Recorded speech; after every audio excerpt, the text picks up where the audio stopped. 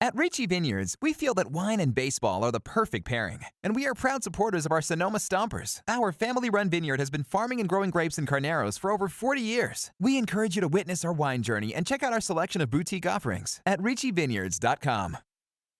The Stompers are proud to have Adams Chiropractic as our official chiropractor.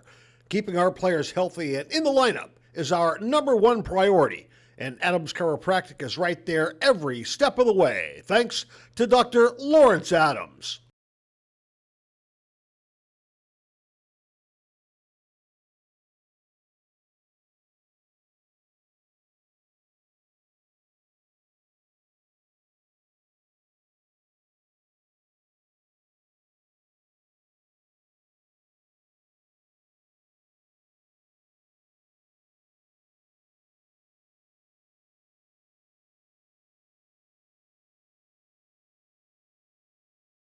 Rawhides on deck.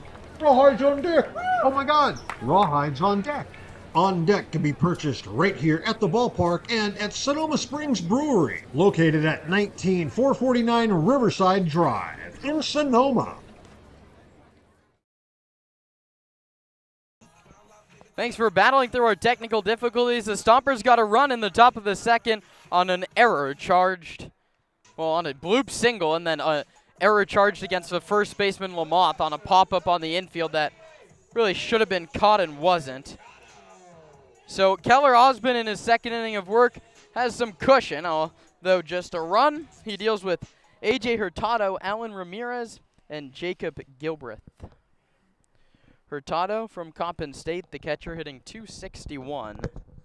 Swings first pitch and hits it high in the air to right field. Connor Johnston has a beat on it. Takes one step towards the infield and makes the catch. Keller Osmond gave up a broken bat infield single to the leadoff man. Since then, Brewer popped up a bunt. Lamoth flew out to right, and Wall grounded out to short. And now here, Hurtado, he flies out to right as well to start the second inning. So Osmond really has not given up any hard contact.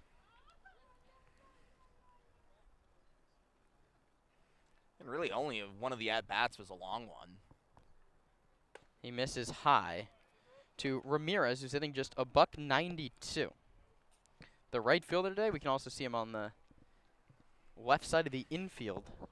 A versatile defender, a right-handed hitter. Lines this one over Tino Vasel's head into left. So Alan Ramirez gets aboard with one out.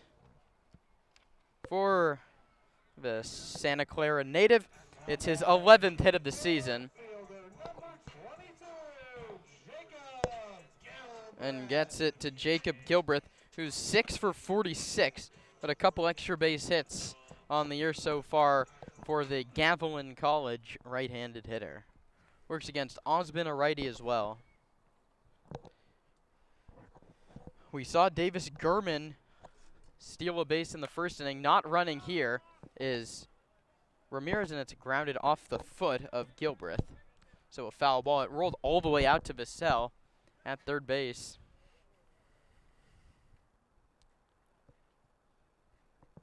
Bill Ferreira coaches over at first for the Seagulls, and down at third is Mark Caviglia.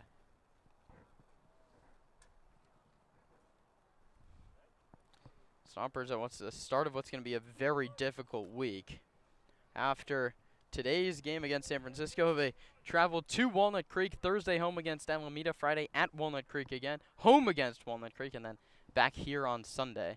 The pitch to Gilbreth's hit high in the air to center field.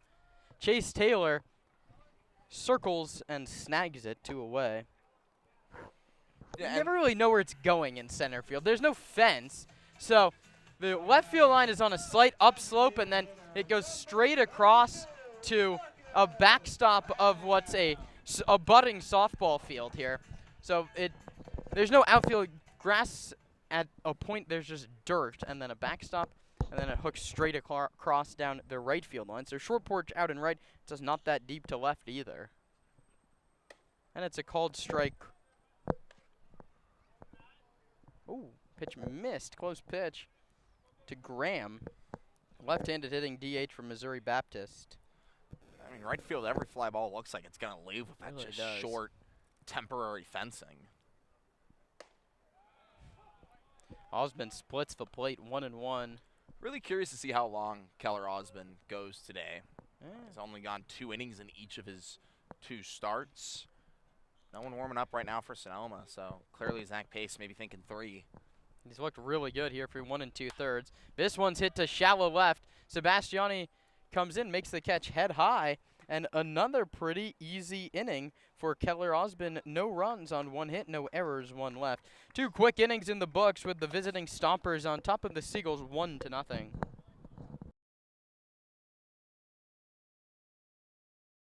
Can't make it to the game? No problem. Watch all Stompers home games streamed live on the Sonoma Stompers YouTube channel. You can catch all the action with Kieran Costa and Nate Martin starting 20 minutes before first pitch with the Stompers pregame show. Join us on the road for radio feeds of all Stompers road games, live on the Stompers Radio Network.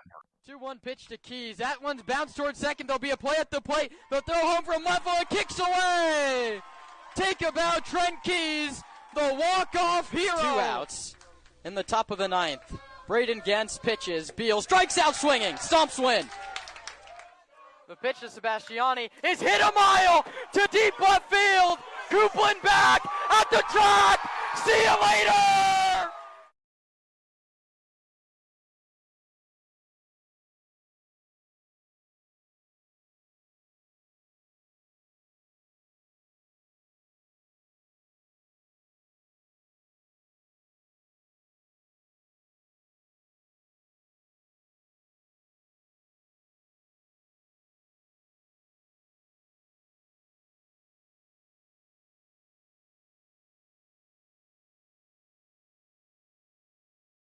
Center fielder, number 1, Chase Taylor. Back to the top for the Stompers in the 3rd. Up 1-0, courtesy of a Connor Johnston RBI single in the bottom of the 2nd. Taylor walked and was caught stealing in the 1st. He takes high 1-0. Jays earned his 23rd walk of the season in that 1st inning. That goes along with just 20 strikeouts, an ever-patient lefty who started at Los Medanos and played last year at UConn, and he's ahead 2-0 here against Steidel. Played for the Stompers for a handful of games around this time 2 years ago. He played maybe the last 2 weeks. That included a couple playoff games for the Stomps. A win down in Slow in the wild card headlined that 2024 campaign.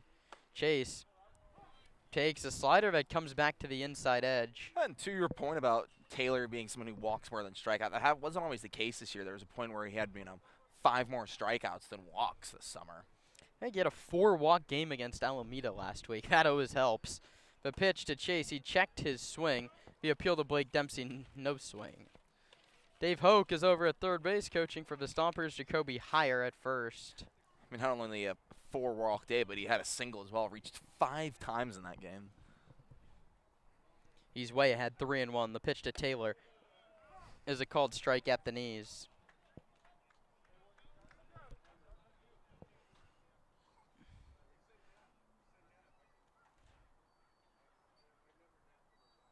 Payoff pitch to Taylor.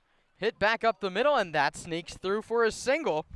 The lefty just threw his hands at it and knocked his 8th hit in his last 6 starts. Now on this winning streak, he's 8 for 20. Him and Tino Vassell, if those two are going, Hunter Carlson has the power. Mateo Heredia just a week left. He's going to call it at the end of this week. He told Zach Pace today. Right-handed hitter trying to finish with a flourish. He takes a called strike.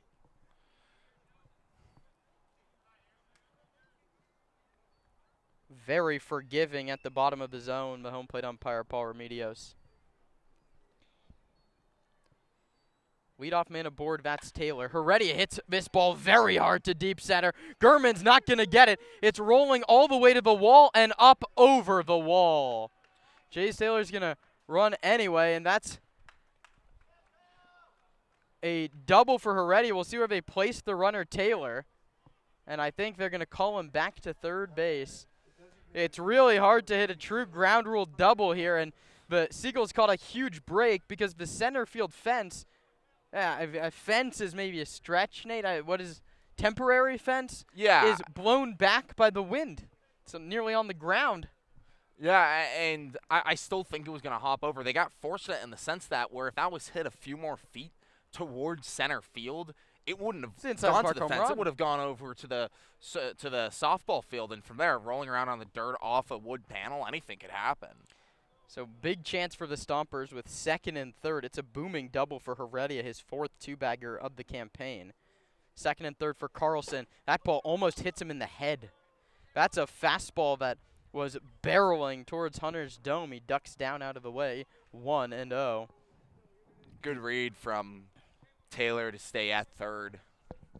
It's not a very deep backstop, as we said. Nate, these are the innings where the Stompers struggled to put up crooked numbers through about the first 25 games. They've been so good at doing that in the last 10. Corners in, middle back. Pitch to Carlson. That one did hit him. Way high on the shoulder blade. So Steidl throws over Carlson's head, and then a breaking ball catches him in the shoulder blade. The bases are loaded with nobody out for Tino Vassell. It's probably the last man you want to see with the bases loaded, the way he's been swinging the bat recently.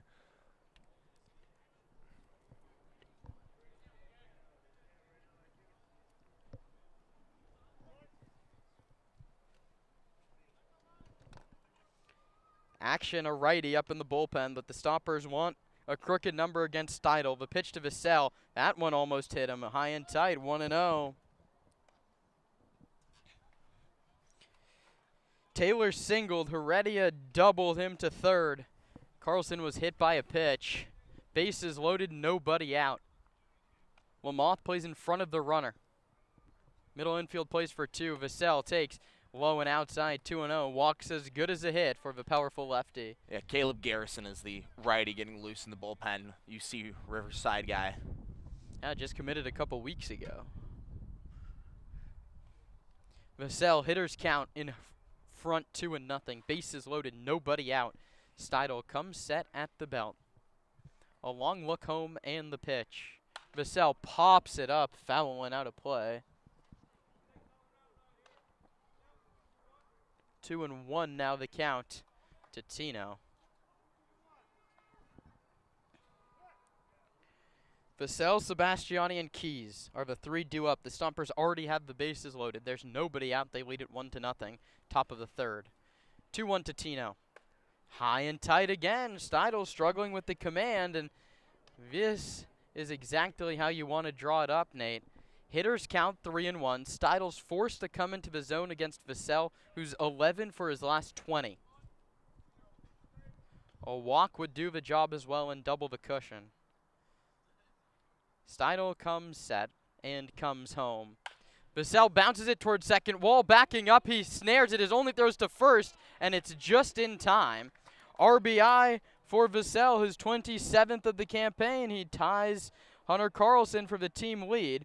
Everybody moves up 90 feet. Sonoma doubles the lead. It's 2-0. And that's why Zach Pace emphasizes ground balls in batting practice. Situational hitting has come through so many times during this stretch for Sonoma. It happens again there. Sebastiani has a chance to do the exact same thing with the Seagull infield still back.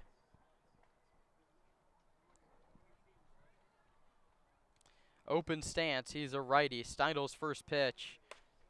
Up and out, 1-0. Garrison just throwing. He's yet to climb the mound and make some pitches, so it could be Steidl's third inning. We'll see how many he will allow. 1 in the frame, 2-0 your score.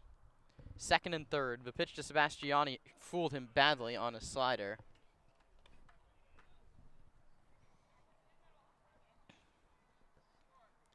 With the entire infield back, all Sebastiani has to do is the exact same Vassell did. Hit a ground ball somewhere and get a run home. 2-0 your score. Steidl to Sebastiani. Nick takes high and outside. 2-1. And Joseph showing some signs of fatigue. You see him sort of falling off the mound after every pitch, especially the breaking balls, and walking back behind the hill before he gets ready to throw the next one. Once again, a very long hold. And a 2-1. Sebastiani hits it foul in on the hands. And into the Seagull bullpen, 2-2. A strikeout would be huge for San Francisco. And Trent Keys would need a base hit to get the run home. Sebastiani trying to shorten up with second and third. And 1 out. 2-2 pitch comes from Steidl. Sebastiani fouls it back. Great job to stay alive.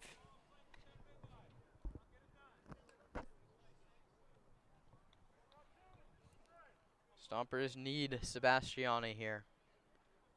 You're coming off a blowout win over these Seagulls. You'd love to open up a big cushion early.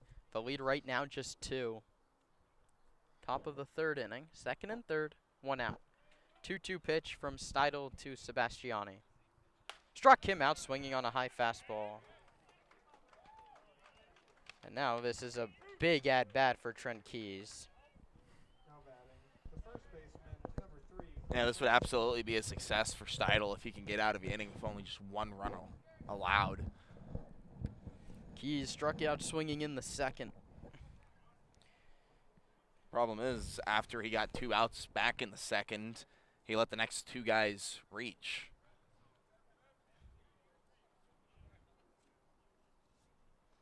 Left on left, Steidl hits Keys with the pitch, and now Trent stands alone as the Stomper hit by pitch leader. That's the 13th time he's been plunked. The second hit by pitch of the inning, and the bases are reloaded for Gage McCown.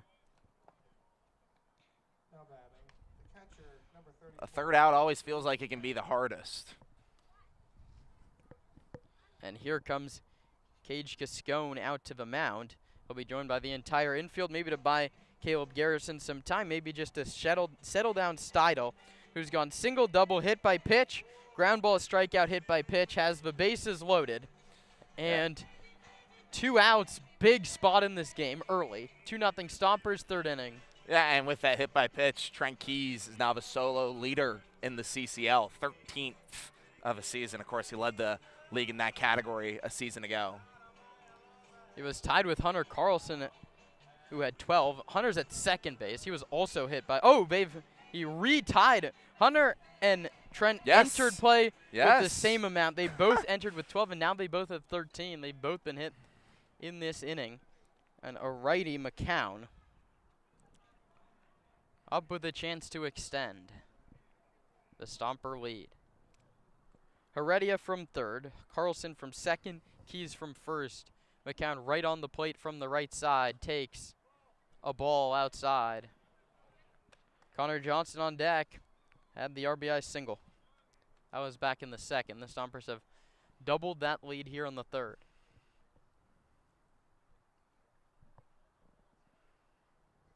Joe Steidl, exclusively from the stretch. He sets it the belt and delivers to the plate. McCown swings and misses 1-1. Stompers left 2 aboard in the second, trying to avoid leaving them loaded in the third.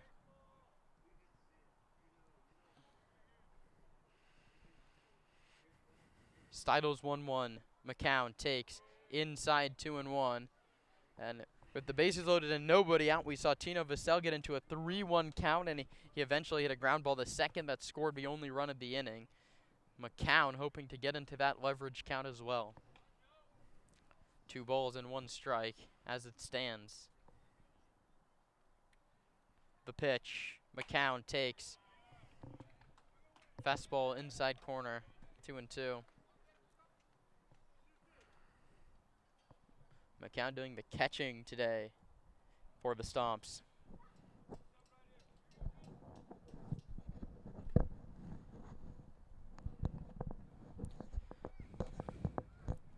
Two balls, 2 strikes, 2 outs, bases loaded. The pitch to McCown, taken low.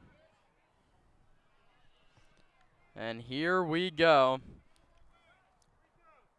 Keys will be running from first. Carlson will be running from second. Heredia will be running from third. All on first motion from the lefty from Nevada. The Henderson native stares in to get his sign. And he finally agrees with A.J. Hurtado, the catcher. Payoff pitch with the runners going. McCown takes low and inside. Ball 4. Sonoma leads it 3-0 on the RBI walk. A great at-bat from Gage McCown to make it 3-0. It's a professional at-bat in a big spot. Yeah, putting up a crooked number early on has been a lot of a common occurrence in this winning streak for Sonoma. They put up 7 crooked numbers last week. That's continued into this new week. Stompers going for their 9th win in a row, and Zach Pace's 200th regular season win.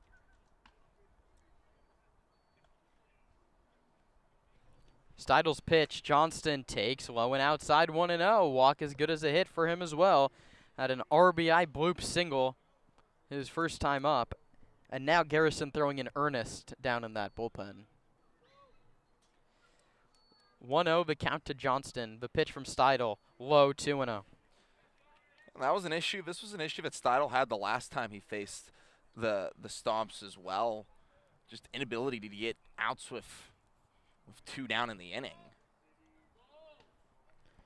2-0. Johnston way out ahead. The pitch to him. Called strike at the knees. The inning that he got pulled, he got, after giving up the home run, got 2 quick outs and then let the next 2 guys on.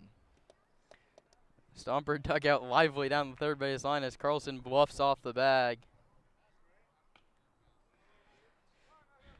Johnson calls time. Steidel taking way too long. Still hitters count for the left-handed hitting Bellarmine Knight. And he takes inside. It kicks away from Hurtado, but Carlson has to head back to the base. And again, Steidel's put himself in a really tough position. He has to throw a strike or the Stompers will lead 4-0. Johnston can be uber selective. Very selective. For a guy struggling to find the zone, you don't want to give him any gifts. Ayala on deck. 3-1. Johnston takes in the dirt. Ball 4. Back-to-back bases loaded walks have made it 4-0 Sonoma. And this is something that we haven't really seen from Joseph Steidel a lot this year, and that's why Mike Caviglia is now out of the dugout. Yeah, you'd think that would be the day, and it is. Caviglia calls for the righty. Will break. Here, pitching change. The Stompers have sent 8 hitters to the plate in the third. They're still batting. 3 in, 3 on, 2 out. Bryson Ayala faces a new arm next on the Stompers Broadcast Network.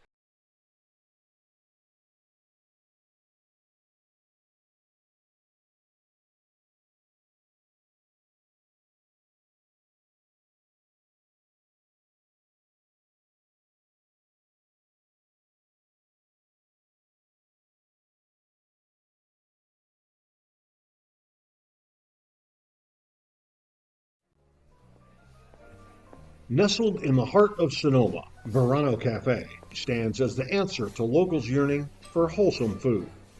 Opened by Veronica Perez and Carlos Rubio, this cozy diner is nestled conveniently at the crossroads of Highway 12 and Verano Avenue. At Verano Cafe, breakfast, lunch, and dinner are experiences crafted with love and local ingredients. Each dish is a symphony of taste. But Verano Cafe isn't just about breakfast. Their lunch menu features favorites like fish and chips and classic French dishes catering to all tastes. Dinner includes house-made pasta dishes and elegant entrees. What really sets Verano Cafe apart is its commitment to quality and community.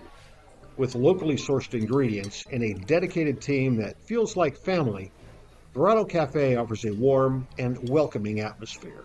Whether you're a Sonoma local or a visitor, Verano Cafe promises to elevate your dining experience. Join us today and become a part of the Verano Cafe family. Verano Cafe, located at the crossroads of Highway 12 and Verano Avenue in Sonoma.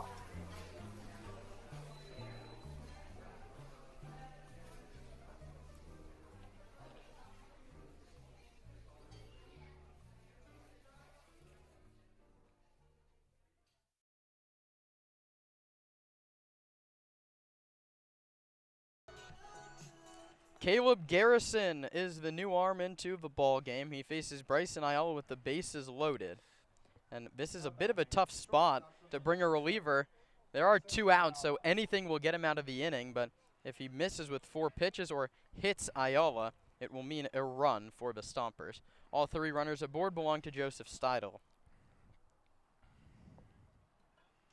Garrison, a tall righty, comes set just above the belt, delivers to the righty Ayala, and it's a called strike 1. You have an umpire that's already giving the bottom of the zone, and you add it to a 6'6" shortstop who already gets squeezed there at the knees. It's a tough combination for Bryson. Garrison goes back to that same spot. Why wouldn't you? It's 0-2.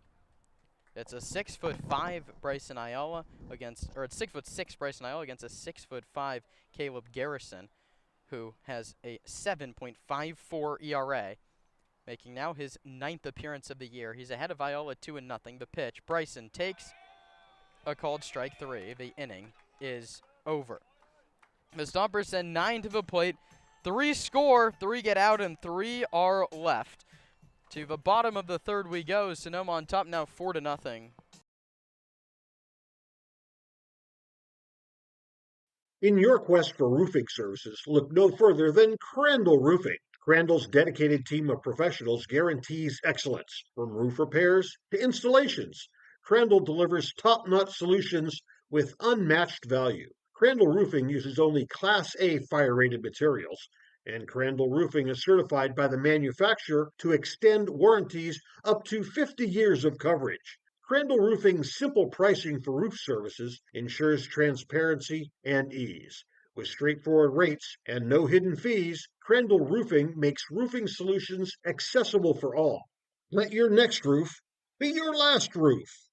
Crandall Roofing, Diamond certified and proud partner of the Sonoma Stompers.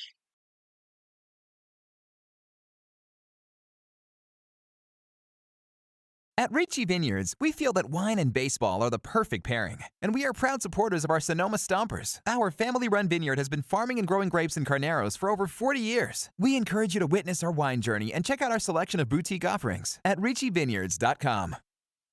The Stompers are proud to have Adams Chiropractic as our official chiropractor.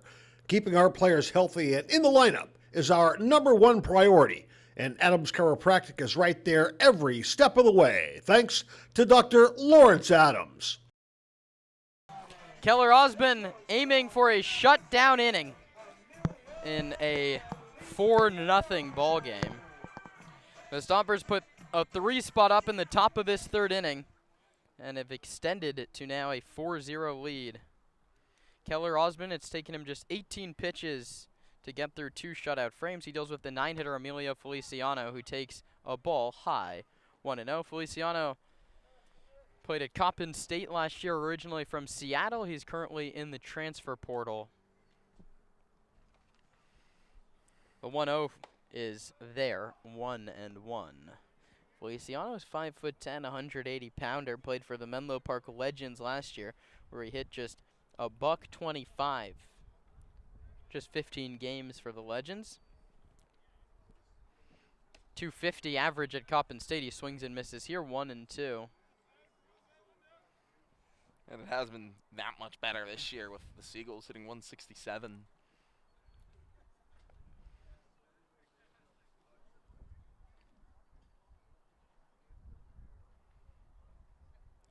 Osmond's 1-2 pitch to Feliciano, low. And the count's 2-2. Keller just needs to continue exactly what he's been doing. Challenging these Seagulls in the zone. All 6 outs he's gotten have been put in play. A popped up bunt, 4 fly balls, and a ground out. The pitch, Feliciano takes up and away, 3-2. He allowed an infield single in the 1st, and he also allowed a single in the 2nd. One more wide one, he would walk his 1st, and that would be to lead off this 3rd. His payoff pitch, Feliciano is hit by the pitch. Leadoff man aboard for the 2nd time in 3 innings. Back to the top in Davis Gurman. The center fielder, number 9, Davis Gurman. Gurman Played a couple years at Morehead State, and now he's going to play at Utah. This year, committed earlier in the summer, 3 years specifically at Morehead State. He swings and fouls it back on the first pitch. He was a career .320 hitter, 40 doubles, 21 home runs, and 88 runs batted in from the right-handed hitter from Ontario, Canada. Feliciano at first, not running. Gurman taking up and away, 1-1.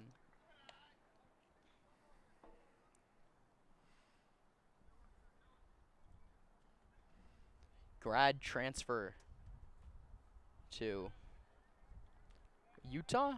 Played last summer for the Asheboro Zookeepers. And here he's ahead in the count, 2-1. Osmond struggling a touch with the command here in this inning. He had just 5 walks in what after today was nearly 17 innings of work. He's walked 1 and he's now behind Gurman 3-1. And all of these misses have been above the zone. Coaches always emphasize you want to miss below the zone. Especially with the way, at least from this at this angle, it looks like the strike zone is being called. 3-1 to the powerful Gurman. Ball outside, says Remedios. Now battling the third baseman, number 29, Jake Brewer.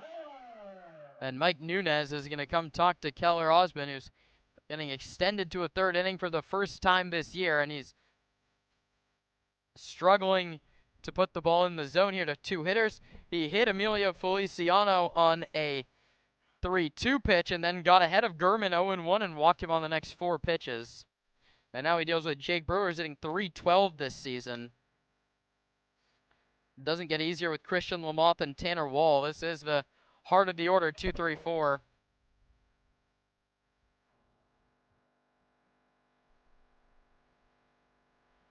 Remedios heads out to try and break up the meeting. He's right now just standing with the Stomper infield and Mike Nunez, who will head back to the third base dugout. Here we go.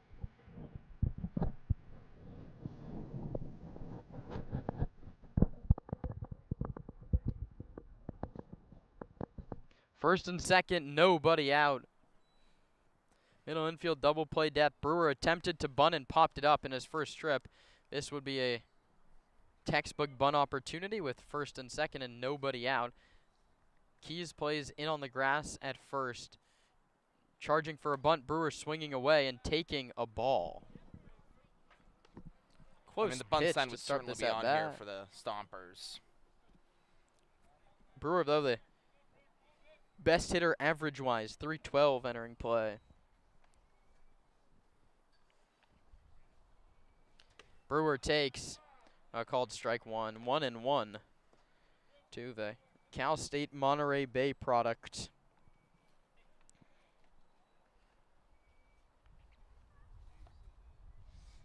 He hits in the bottom of the third with his Seagulls down 4-0, but threatening with first and second and nobody out. Brewer right on top of the plate from the right side. Takes a ball high, 2-1. Still no action in the Stomper bullpen. This is Keller Osmond's mess to escape. And he's been good at getting out of jams, but this is a hinge pitch. You can't fall behind 3-1.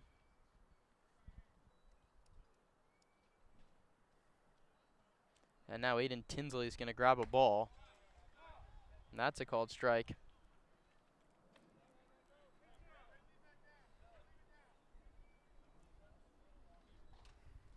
Mark Caviglia gives the signs from the third base coaching box. 2 balls and 2 strikes on Jake Brewer with still nobody out.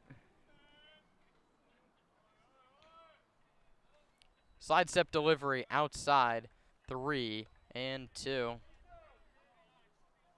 Osmond in jeopardy of issuing 3 consecutive free passes to start this inning. Hit by pitch to Feliciano, he's at second. Walked Gurman, he's at first. 3 balls, 2 strikes the count on Brewer, who hits it weakly to third. Vassell's only play is to first, and it goes as what would have been the result of a bunt. Just a weak ground ball to third. Gets two into scoring position. 5-3 on the putout. It's more soft contact induced by Keller Osmond. He's just got to trust his defense to make some plays. No need to miss out of his own high. Second and third, 1 out. Christian Lamoth, the hitter.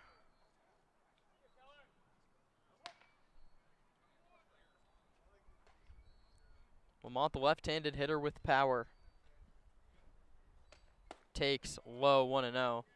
First base open, but a walk would load the bases. Christian flew out in his first trip, a fly ball that would get a run home this time around. St. Bonaventure is where he plays his college ball. He fouls it back, 1-1.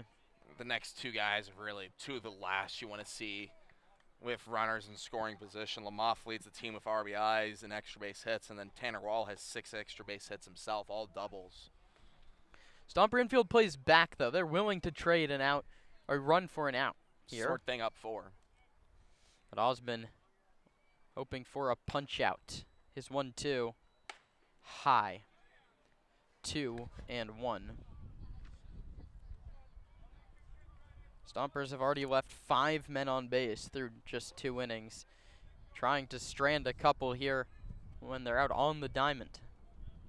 2-1, Lamoth hits it hard and through the right side. 1 run will score. Mark Caviglia with a late stop sign. And the throw comes in now to second base. No one went to cut it off. The second run will score. This is the hardest hit ball of the day off Keller Osmond, and the lead's cut in half. It's 4-2.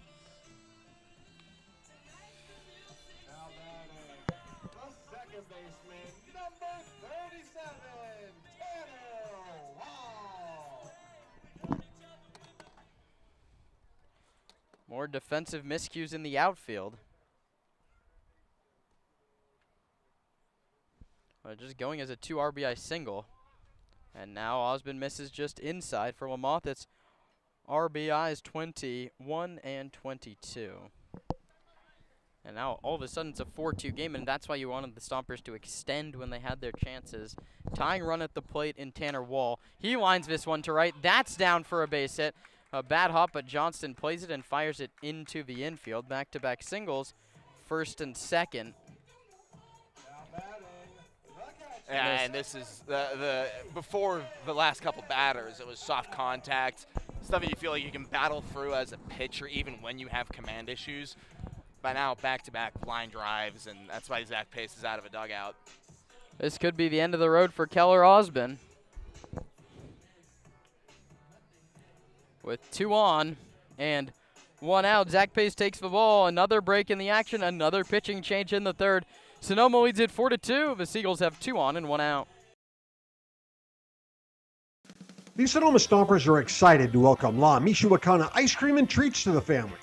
La Michoacana Ice Cream is rooted in the world-famous ice cream traditions of Mexico.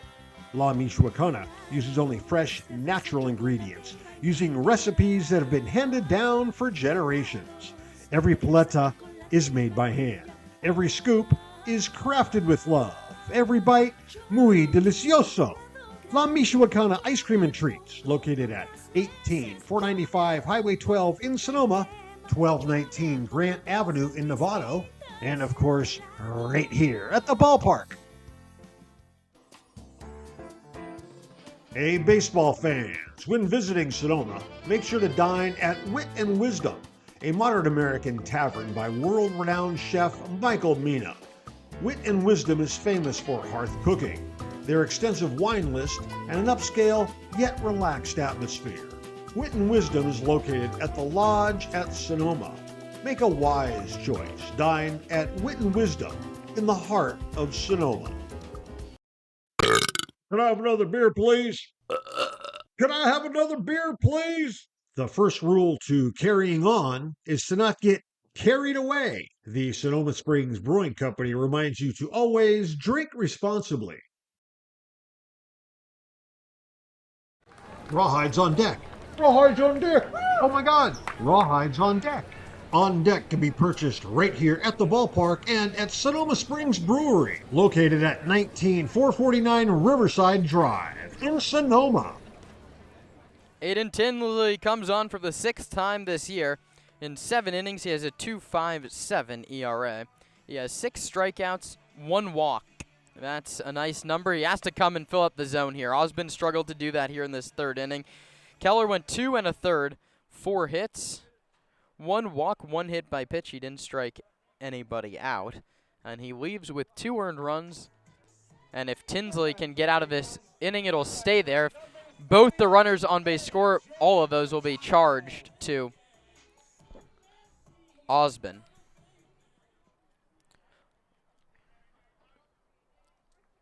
Lamoth from second, Wall from first. Now it's Tinsley to Hurtado, right on right. First pitch is popped up on the infield. Someone's got to call it. Tino Vassell calls it. Infield fly roll is called. He squeezes it anyway, 1 down. Good early call of infield fly roll there from Paul Remedios. We saw a couple on Sunday that got very late onto the pop-ups before being called.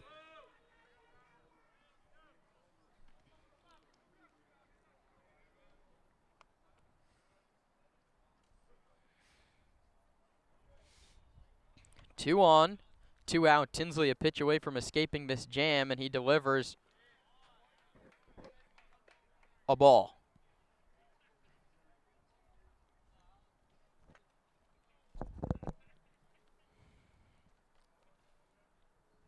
Four-2 game, bottom of inning number 3. Tinsley delivers. This one's popped up on the infield again.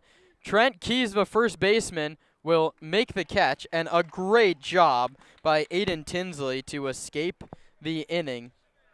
It took him just 3 pitches to retire Hurtado and Ramirez and strand 2 aboard. But 2 do score in the inning on 2 hits, no stopper errors, and 2 left. We head to the 4th inning. Nate Martin takes over on play-by-play. The Stompers doubling up the Seagulls 4-2.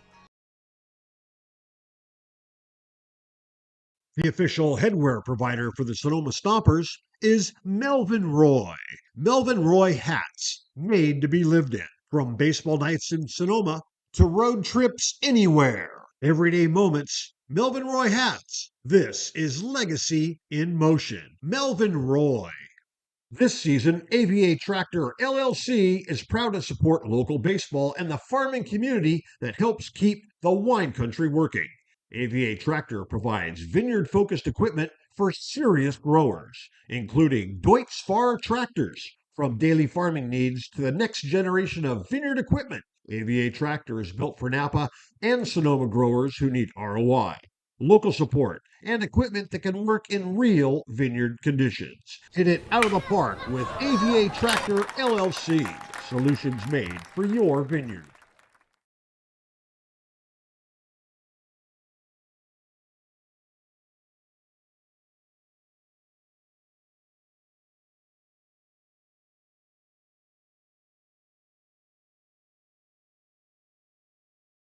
Rawhides on deck. Rawhides on deck. Oh my God. Rawhides on deck. On Deck can be purchased right here at the ballpark and at Sonoma Springs Brewery, located at 19449 Riverside Drive in Sonoma. The top of the 4th starts the same way as the top of the 3rd did, with the top of the order for Sonoma. Taylor, Heredia, and Carlson facing the righty Caleb Garrison for his first full inning of work. Sonoma leads 4-2 after the Seagulls put up a pair of runs to cut the lead in half. Taylor has reached both times today with a walk and a single. He looks at a first pitch called a strike on the inside, 0-1. And Taylor entering today, carrying over what's been a hot streak for him. He's gotten on base in over half his plate appearances during this winning streak. He takes low and inside, ball 1. In a game that Sonoma is up by 2. They scored 3 in that 3rd inning. Taylor, Heredia, and Carlson all reached and all scored. The 1-1. Taken below the knees, ball 2. Garrison keen to attack the knees and just a little below it. That's where Paul Remedios has been more forgiving with his zone. The 2-1. Inside, called strike 2. Chase Taylor steps back out and into the batter's box for the 5th pitch of the at-bat. Nobody on, nobody out here in the top of the 4th. The 2-2. Hit high into the right side of the infield and caught by the catcher Hurtado, who ran in on that one to make the grab just inside fair territory, 1 down in the top of the 4th. Now batting, the second baseman, number 49. Brings up Mateo Heredia. Has Sonoma's lone extra base hit on the day. A ground rule double in the left center gap. He also scored in that 3rd inning. Righty, Garrison comes home and misses up and away, ball 1. Heredia's 2nd time playing the Seagulls in 3 days. On Sunday, he was on the mound where he pitched a scoreless 9th as he gets a 1-1 taken for a strike. Rather, that was the 1-1 pitch right there. Even here for Heredia. He pitched the 9th inning on Sunday, allowed a couple of base runners, but struck out the side to secure a win. He hits that one over to 3rd. A diving Brewer makes the play. Throw over to 1st in time. Jake Brewer flashes the glove at the hot corner for the 2nd out of the inning. 2 down with Hunter Carlson to the plate in a 2-run game. Sonoma leads.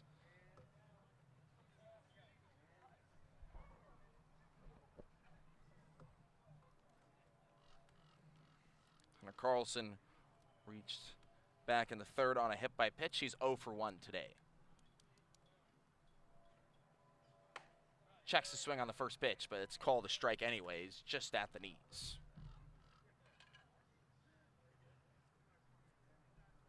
A lot of the Seagulls pitching on Sunday went away from Carlson, trying to work outside, prevent the powerful lefty from touching the ball.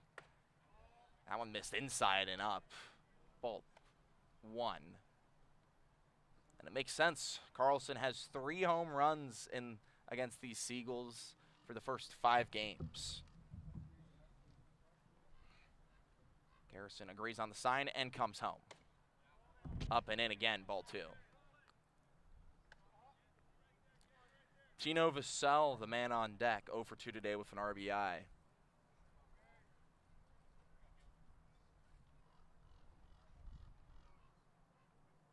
The 2-1. Taken inside for a strike. Good location there from Garrison. Looking for a 1-2-3-4.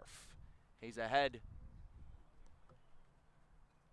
All right, in a 2-2 count here against Carlson with 2 down. As Carlson hits that one high the opposite way, Gilbreth runs over into shallow left and makes the grab. The side is retired. 1-2-3, go the Stomps. We head into the bottom of the 4th. In a 2-run game, the Stomps lead. The official headwear provider for the Sonoma Stompers is Melvin Roy. Melvin Roy hats, made to be lived in. From baseball nights in Sonoma to road trips anywhere. Everyday moments, Melvin Roy hats. This is legacy in motion. Melvin Roy. This season, AVA Tractor LLC is proud to support local baseball and the farming community that helps keep the wine country working. AVA Tractor provides vineyard-focused equipment for serious growers, including Deutz Fahr tractors. From daily farming needs to the next generation of vineyard equipment, AVA Tractor is built for Napa and Sonoma growers who need ROI, local support, and equipment that can work in real vineyard conditions. Hit it out of the park with AVA Tractor LLC. Solutions made for your vineyard.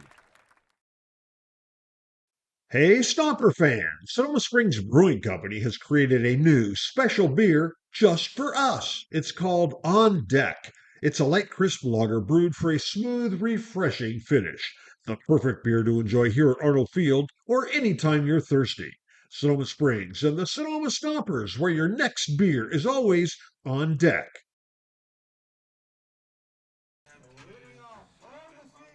Aiden Tinsley came into the bottom of the third with 2 on and retired the first 2 batters he faced to get out of the inning on just 3 pitches. Clean slate with the bottom of the order due up. Gilbreth, Graham, and Feliciano against the righty Tinsley in a 4-2 game Sonoma leads. Righty, first pitch. Taken right at the top of the zone, strike 1. This is the part of the order that you want to have success against if you're Tinsley. All 3 guys due up, hitting below the Mendoza line, starting with Gilbreth at just 130. The 0-1, swing and a miss, strike 2. Gilbreth way out ahead of the off speed. Gilbreth today 0 for 1 with a fly out to center. A Gavilan outfielder steps back into the batter's box for the 0-2. And swings and misses at that one for strike 3. Aiden Tinsley gets the first strikeout of the day for Stompers pitching. 1 down in the bottom of the 4th. Marcus Graham, the Aussie from Victoria, steps into the left-handed batter's box. He flew out to left first time through. First time facing the reliever, Tinsley.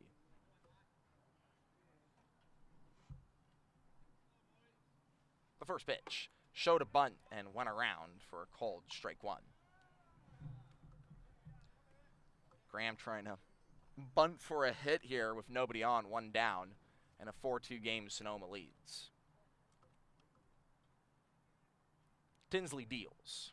Swing and a miss, strike 2. That was a clear home run swing from Marcus Graham. A little different than the bunt attempt we saw first pitch.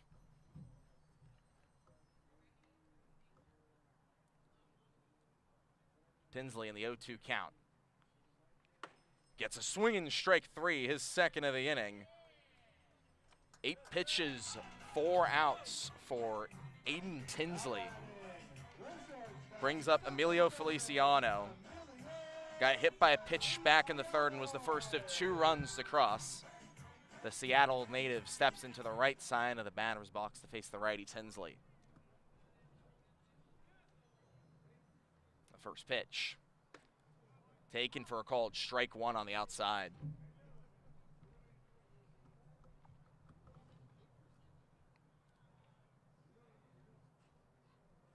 Tinsley on the 0-1.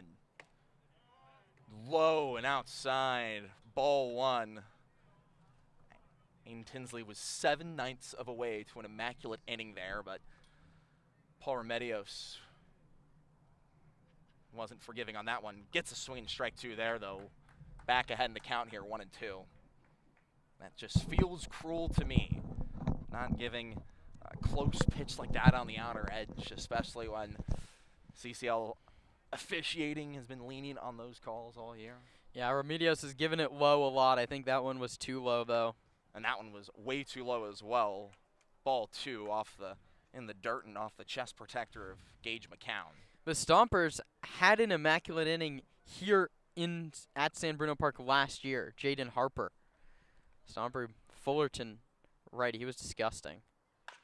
That one bounced over to Vassell. 1-hop gloves. Throws over to first in time. A 1-2-3 inning for Aiden Tinsley in the bottom of the 4th. We head to the top of the 5th, and a 2-run game Sonoma leads.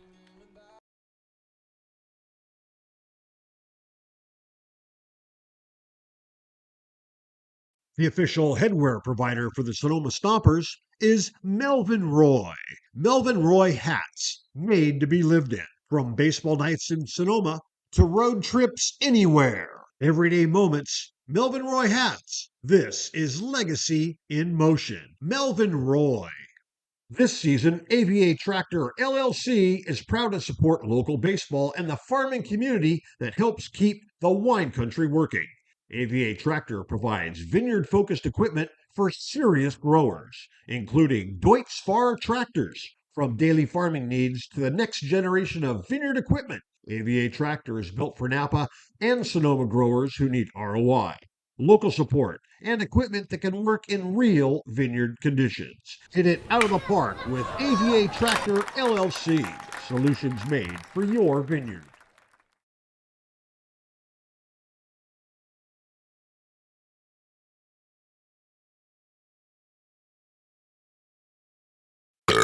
Can I have another beer, please? Can I have another beer, please? The first rule to carrying on is to not get carried away. The Sonoma Springs Brewing Company reminds you to always drink responsibly.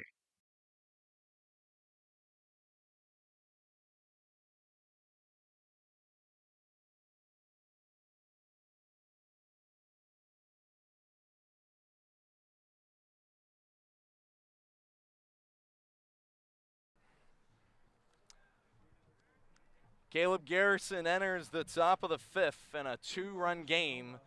The Stompers lead. It'll be Vassell, Sebastiani, and Keys for the Stomps. Starting with Vassell, who's 0 for 2 today with an RBI back in the third. Someone who is red hot entering today, hoping to continue that streak. He takes a first pitch outside for a ball. Vassell last week hit .579 with an OPS above 1,500, 7 RBI. Reached 2 or 3 times he was up. He gets a 1-0, checks the swing, and that's called a strike anyways. Still looking to reach for the first time today on a beautiful sunny Tuesday night here in San Bruno. 1-1 taken up and in for a strike. Not a cloud in sight. Sun setting to our right here in San Bruno City Park. Rolling hills in the background as the 1-2 misses upstairs, ball 2. And usually this is a place where you get clouds and fog and it's windy. Complete opposite today. 2 balls, 2 strikes, nobody on, nobody out for Tino Vassell. The pitch, taken at the knees for a called strike 3. Vassell goes down looking for his first strikeout of the night. Second of the day for Caleb Garrison, who steps back on the mound to face the righty Sebastiani in a 2-run game. Sonoma leads in the top of the 5th. Nick today 1 for 2 with a single and a strikeout. His first time facing Garrison.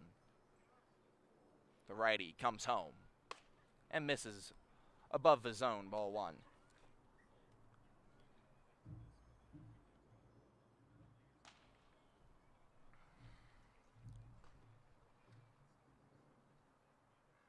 The 1-0. Sebastiani pops it up right in front of the Seagulls dugout. Lamoth chases and makes the grab for the second out of the inning. Much to the joy of the Seagulls. Oh God, that's probably the loudest crown pop they've gotten all season in San Bruno. It came from their own team.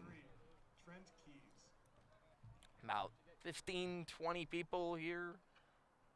A very intimate ballpark, bleachers hugging home plate here. Keys, the lefty, steps in against the righty Garrison. He gets a first pitch and swings and misses. 0-1. Garrison has looked solid out of the pen so far. He's retired every man he's faced, the first 6. Out ahead here, 0-1 against Keys, who takes that one for a ball. Trent Keys second on the Stompers in on-base percentage. He led Sonoma in that category last year. Currently at a 480 clip this summer. He takes inside for a ball, 2-1. The big difference, though, he's swinging the bat very well, 275 average. Didn't get a hit on Sunday, hasn't gotten a hit today. He's 0 for 1 with a hit by pitch as he bounces that one foul and in between the legs of home plate umpire Paul Remedios. Keys and Carlson tied for the league lead in hit by pitches with 13 each. Trent Keys had 19 a year ago. Also led the CCL. 2 balls, 2 strikes, 2 outs. Nobody on here in the top of the 5th, and a 2-run game. Sonoma leads. Garrison stares down and delivers. A check swing foul near the hands of Keys, who seems to be okay. He's ready for yet another 2-2 pitch. If he can reach Gage McCown, the next man up on deck. Garrison fires home. Bopped foul and over back screen and out of play. Keys giving a good fight here.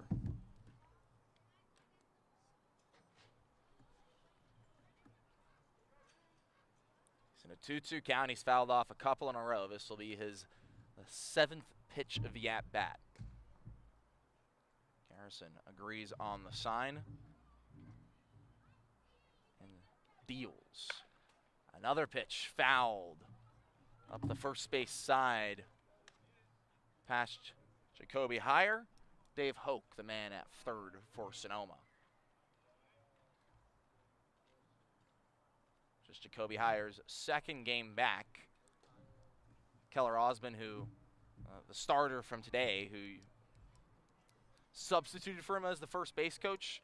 Well, Sonoma was 6-0 in that time.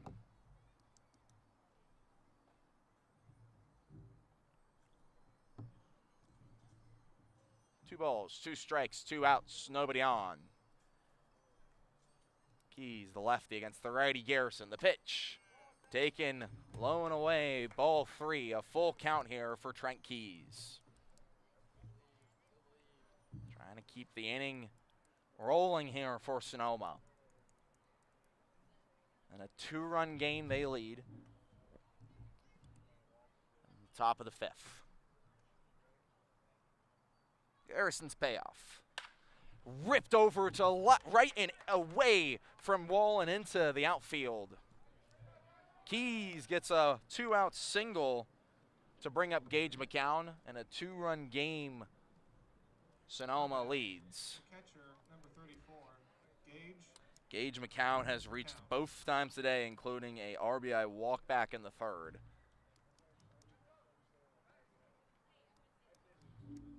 Sporting a new number, 34, the righty steps in to face the righty Garrison.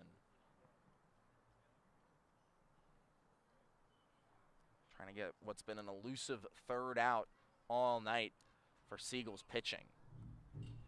First pitch taken upstairs, ball 1. After getting into a 2-out count back in the 3rd, starter Joseph Steidel let the next 3 on he faced. As the 1-0 taken below the knees, ball 2. That's why Caleb Garrison, who is into the game, retired Bryson Ayala to end the 3rd. Got the next 5 out he faced before a Trent Keys single after a long at-bat. Keys at first, McCown at the plate. The 2-0 taken for a called strike. Fastball up in the zone.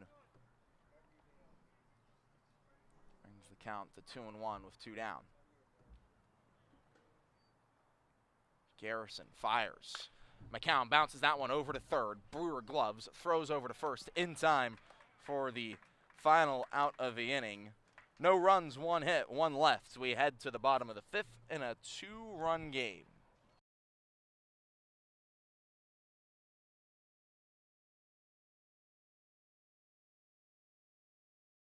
In your quest for roofing services, look no further than Crandall Roofing. Crandall's dedicated team of professionals guarantees excellence, from roof repairs to installations. Crandall delivers top-notch solutions with unmatched value. Crandall Roofing uses only Class A fire-rated materials, and Crandall Roofing is certified by the manufacturer to extend warranties up to 50 years of coverage. Crandall Roofing's simple pricing for roof services ensures transparency and ease. With straightforward rates and no hidden fees, Crandall Roofing makes roofing solutions accessible for all. Let your next roof be your last roof. Crandall Roofing, Diamond Certified, and proud partner of the Sonoma Stompers.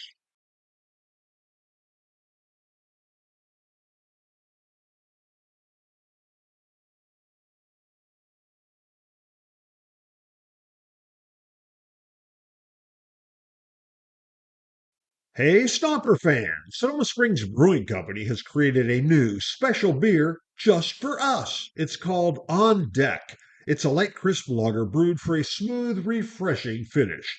The perfect beer to enjoy here at Arnold Field or anytime you're thirsty. Sonoma Springs and the Sonoma Stompers, where your next beer is always on deck.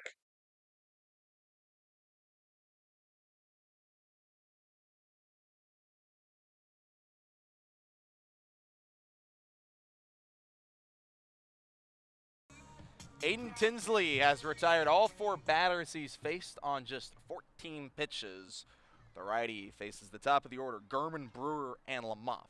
Righty-righty matchup, first pitch, a strike right at the top of the zone. 0-1 to Gurman. Gurman has reached both times he's been on today, a single back in the first, a walk back in the third. His first time facing Tinsley as he takes below the knees. 1-1.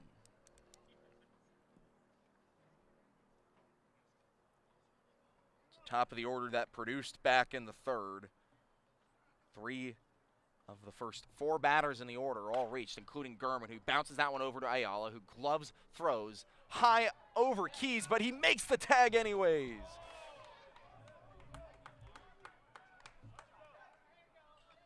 David Lee on a bang-bang play signals that Keys got a foot down in time as Mark Caviglia makes the walk over from third, and he wants a word.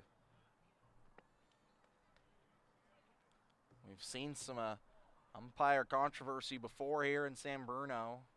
Wednesday's game was played under protest by Sonoma, thanks to a mix-up with the order.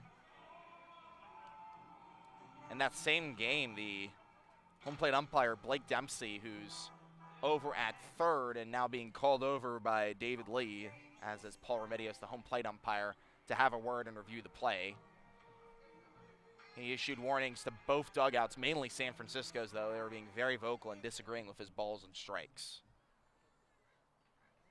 Gurman stays over there at first. He thinks he made it in time, but David Lee, the man who made the call, disagreed, but he's getting a second opinion here from Remedios and Dempsey. The difference between 1 on, nobody out with 2, 3, and 4 up versus 1 down is massive for Aiden Tinsley, as the umpires still discuss.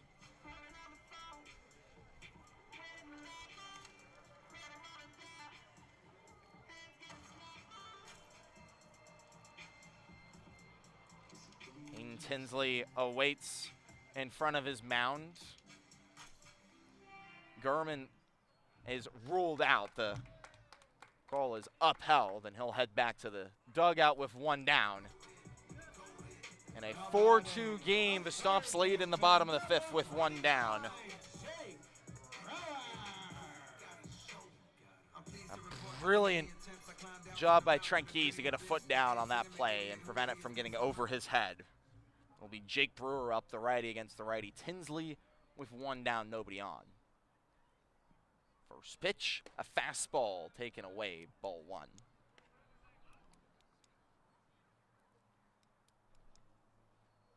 Tinsley kind of gives a little lean before firing his pitches. He comes home on one that's lined to left center. Sebastiani and Taylor run over, and it gets over the head of Sebastiani. Bounces off the wall. Brewer digs for second and gets in there standing.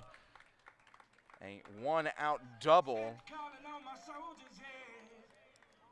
First base runner allowed by Aiden Tinsley is an extra base hit for Jake Brewer, now 1 for 3 on the year. Just his 3rd extra base hit of the year. Brings up Christian Lamoff, who had a 2-run single back in the 3rd for RBI 21 and 22 on the year. 4-2 game, 1 down in the bottom of the 5th.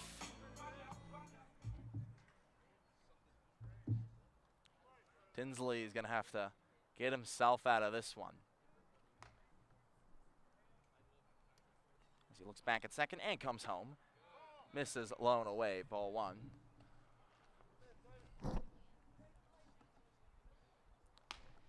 Griffin Messenger starting the toss for Sonoma, ready in the bullpen. Tinsley's 1-0. Foul back into the glove of McCown, 1-1.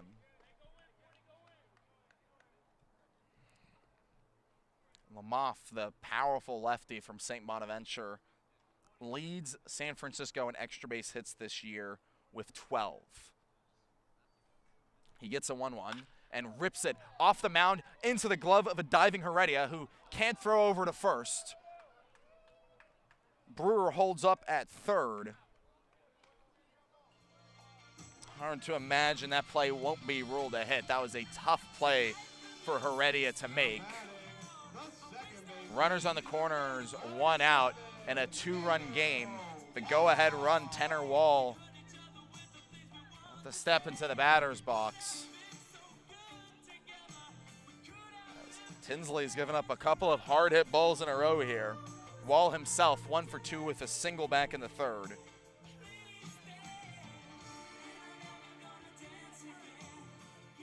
The lefty steps in to face the righty Tinsley. Middle of the infield at double play depth.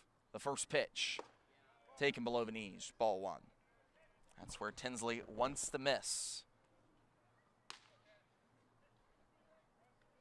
A lot easier to induce weak contact to the infield to turn two by missing low than it is missing high.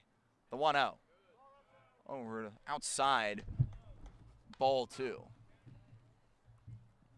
That's the height he's looking for, right at the knees, just not the location.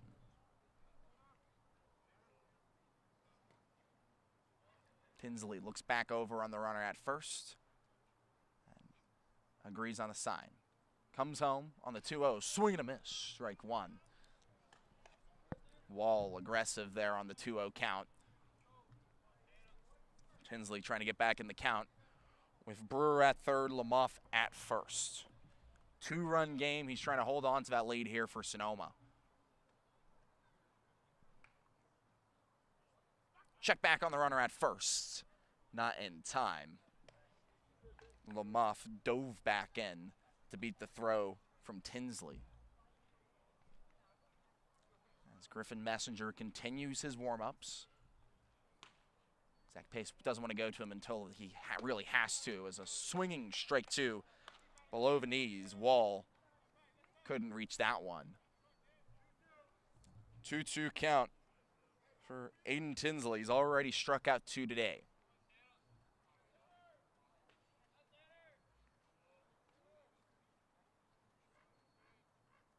The 2-2. Taken outside, ball three. Fastball. Up and away. Brings the count to full. Tinsley needs an out in a 2-run game. Sonoma leads. One down in the bottom of the fifth with runners on first and third. He agrees on the sign with McCown and comes home. Below the knees and off the dirt, runner comes home. A wild pitch makes it a 1-run game. As Tanner Wall draws ball four, puts runners on first and second, and brings Zach Pace out of the dugout. That'll be Aiden Tinsley's day. He's allowed a run to cross and is responsible for Lamoff and Wall. We'll come back just a moment after the pitching change.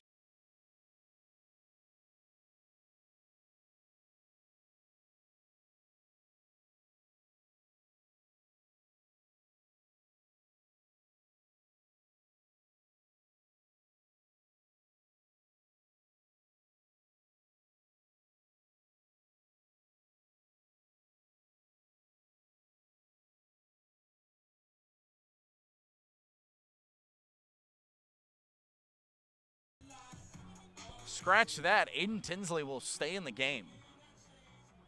Zach Pace just a consultation with runners on first and second, a run already across the plate with A.J. Hurtado, the righty, up. He's 0 for 2 today.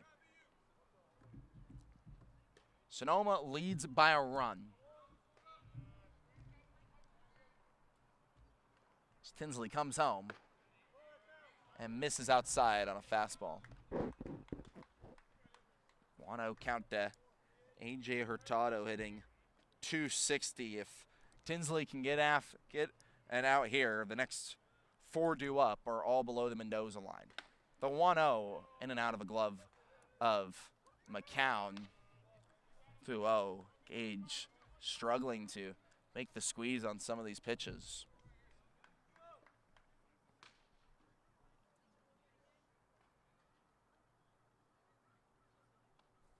Tinsley, look back on the runner at second. That's Lamoff. Swing and a miss, strike 1.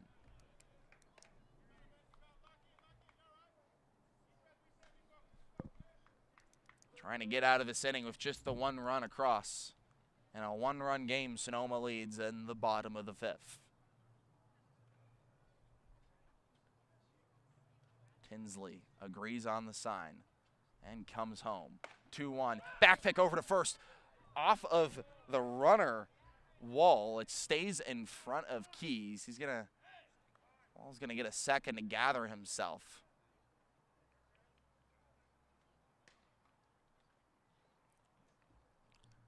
Kind of went on his arm, his left arm. That's what home plate umpire Paul Remedio is checking on, but Wall will stay in the game.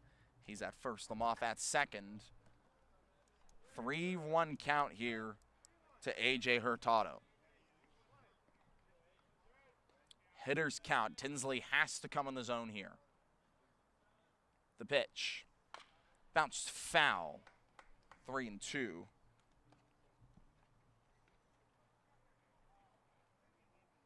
Tinsley would love some weak contact on the infield. A double play would get him out of the inning. 2 on, 1 down. And a 1-run game, Sonoma leads. Tinsley's pitch. Bounced foul right in front of the Sonoma dugout. Housed down the third base side. San Francisco housed up the first base side.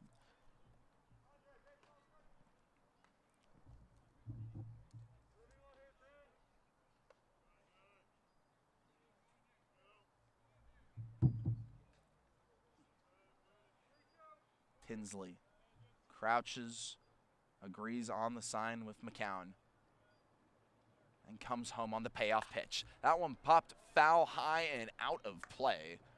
We'll do it once more.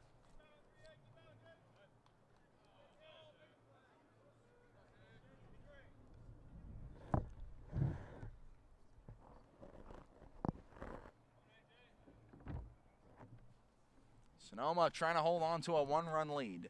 Runners on first and second, 3 balls, 2 strikes, 1 out here in the bottom of the 5th. Tinsley, the righty, against the righty Hurtado. A full count offering. High, ball 4. The bases are loaded in a 1-run game with just 1 out. And now Zach Pace comes back to the mound, likely to remove Tinsley. Second mound visit and as many batters. And we'll get information on Griffin Messenger when we come back here on the Stompers Broadcast Network.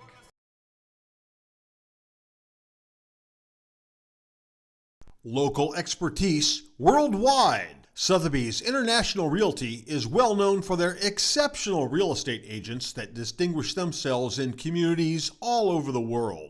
To learn more about real estate in Napa, Sonoma, San Francisco, and the rest of the Bay Area, or around the globe, contact Sotheby's International Realty Wine Country Brokerage at 707-935-2288. That's 707-935-2288. Sotheby's International Realty.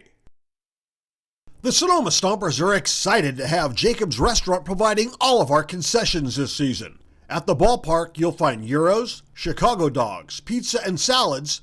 But in their restaurant, you'll find an outstanding menu featuring the best Mediterranean-style offerings in town. Seafood linguine, chicken piccata, ravioli, risotto, pizza, and so much more.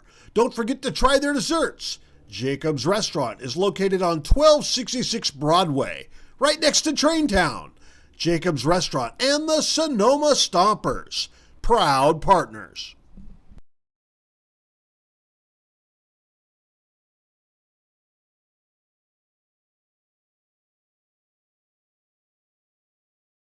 Can I have another beer, please? Can I have another beer, please? The first rule to carrying on is to not get carried away. The Sonoma Springs Brewing Company reminds you to always drink responsibly.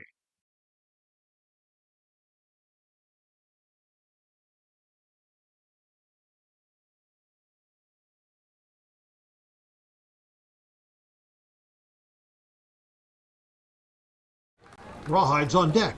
Rawhides on deck. Oh my God. Rawhides on. 4-3 game here in the bottom of the fifth with the bases loaded out for new arm Griffin Messenger. The 6-foot righty from Napa, California, just graduated Justin Siena High School. He's committed to Davidson to play his collegiate baseball. He's facing the righty Alan Ramirez, 1 for 2 today, been below the Mendoza line this year. Nowhere to put him with 1 out in a 1-run game. Sonoma wants to hold on to this lead. Corners of the infield play in, middle of the infield at double play depth. The first pitch upstairs, ball 1.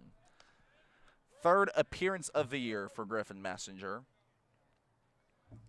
Yet to allow a run, but he's given up 2 hits and 2 walks to no strikeouts. He misses again, ball 2 on a close pitch inside. Fastball once again from Messenger.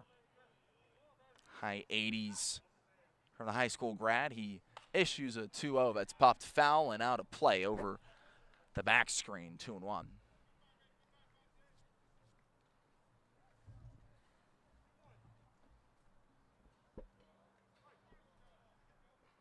a moment to come into. The 2-1 is popped high and foul into the Seagulls bullpen housed behind their first base dugout. As another arm starting to get loose for Sonoma, it's Scotty Cato. 2-2. Hit the other way, very shallow, and it drops for a knock. 1 run comes home. Connor Johnson struggles with the ball. He throws over to second, not in time.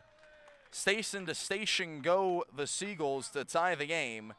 Brewer scores.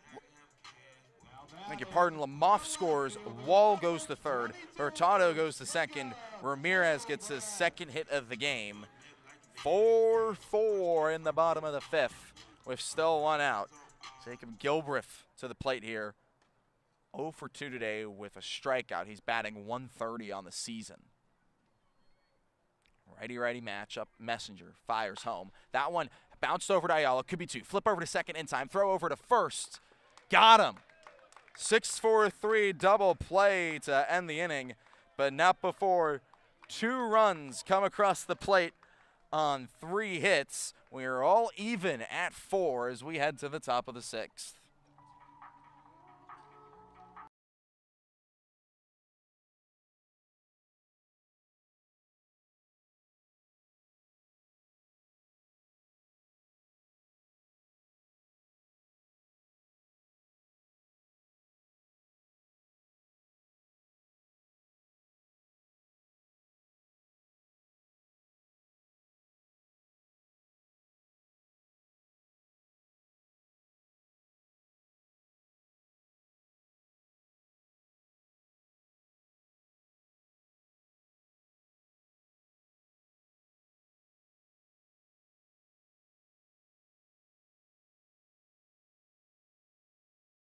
Hey, Stomper fans! Sonoma Springs Brewing Company has created a new special beer just for us. It's called On Deck. It's a light, crisp lager brewed for a smooth, refreshing finish. The perfect beer to enjoy here at Arnold Field or anytime you're thirsty. Sonoma Springs and the Sonoma Stompers, where your next beer is always on deck.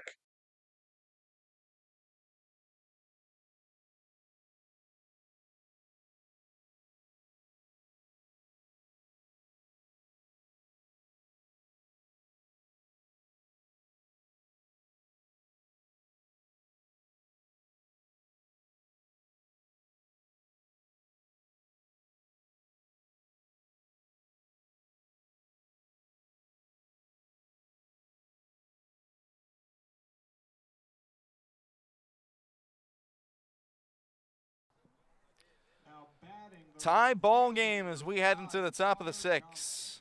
Johnston, Ayala, and Taylor facing Caleb Garrison, who's retired all 7 he's faced. Johnston, the one man to not face Garrison so far this evening. He's 1 for 1 today with 2 RBIs. Lefty gets the first pitch called for a strike inside, 0-1. Sonoma at one point led 4-2. Now even at 4-4.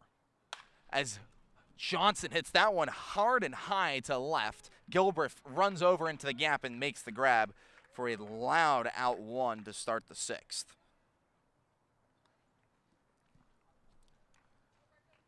Brings up Bryson Ayala with 1 down. Now batting, the shortstop, number Kind of the 47, opposite of what we saw from this is kind of what San Francisco is kind of putting together what Sonoma has done really well during this win streak. Starter does an all right day as the first pitch comes in for a called strike on the righty Ayala. Starter has an all right day, but a couple runs come across the plate. The bullpen cleans things up. Garrison has retired 8 in a row now, as he misses low and in, ball 1. He apart 9 in a row. I apologize, forgot the Trent Keys single, so he's retired 2 straight, 8 of the 9 he's faced today, as he misses upstairs, ball 2 to Ayala.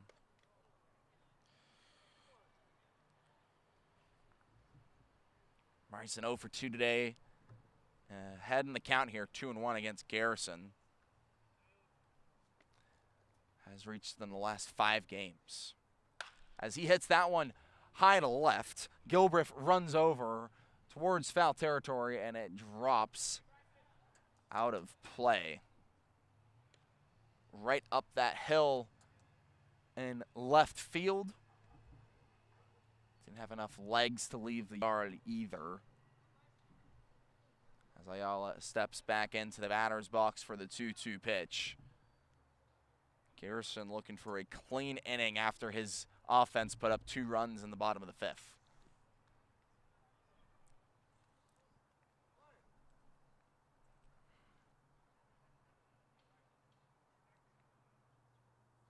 Garrison comes home and misses upstairs, ball 3. Ayala on a full count here. Trying to kickstart something with 1 down, nobody on here in the top of the 6th in a 4-4 ball game.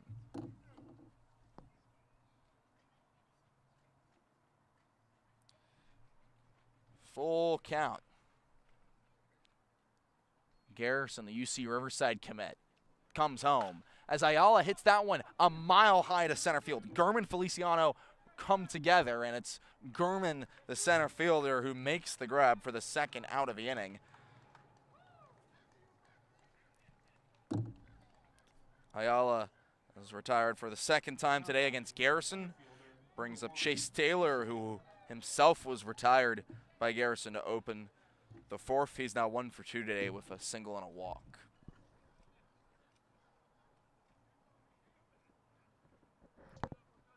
Two down in a tie ball game. Righty-lefty matchup. Garrison pitching his pace and eventually comes home and misses upstairs, ball 1. Taylor has gotten on base over half the times he's been up during this win streak for Sonoma. He's out ahead 1-0 against Garrison. With no arms tossing in the Seagulls bullpen unless you count someone in a hoodie throwing a football with one of the catchers. The 1-0. Right at the top of the zone, strike 1.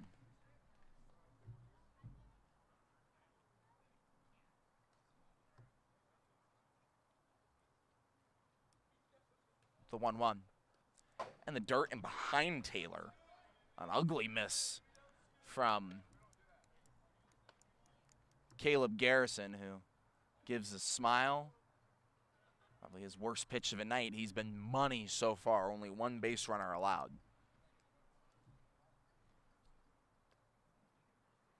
The pitch. Up and away. Ball 3. Hitters count here to Chase Taylor. Trying to keep the inning alive with Mateo Heredia on deck. Himself 1 for 3 today with a double.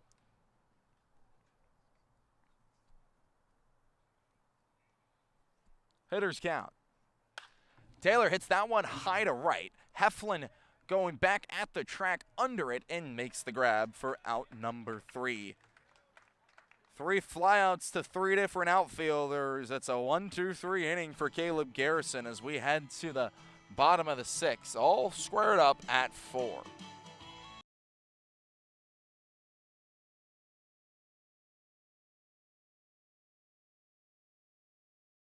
The official headwear provider for the Sonoma Stompers is Melvin Roy. Melvin Roy hats, made to be lived in. From baseball nights in Sonoma to road trips anywhere. Everyday moments, Melvin Roy hats. This is legacy in motion. Melvin Roy. This season, AVA Tractor LLC is proud to support local baseball and the farming community that helps keep the wine country working. AVA Tractor provides vineyard-focused equipment for serious growers, including Deutz Fahr tractors. From daily farming needs to the next generation of vineyard equipment, AVA Tractor is built for Napa and Sonoma growers who need ROI, local support, and equipment that can work in real vineyard conditions. Hit it out of the park with AVA Tractor LLC. Solutions made for your vineyard.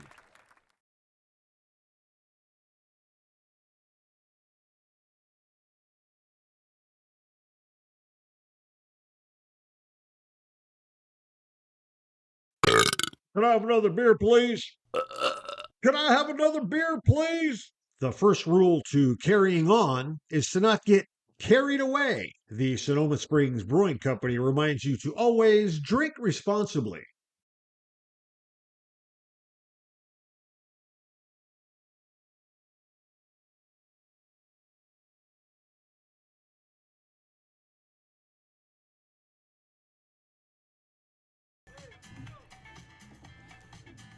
Griffin Messenger induced a double play to get out of the 5th inning. He faces 8, 9, and 1. Graham, Feliciano, and Gurman to start out the 6th. Issues a strike 1 on a fastball to the lefty Graham. And a tie ball game here, 4-4. Graham trying to take the lead here for San Francisco as he rips one into left center and it drops for a base hit. Taylor runs onto it, makes the squeeze for keep Graham over at first. It's 1 on, nobody out here for Emilio Feliciano.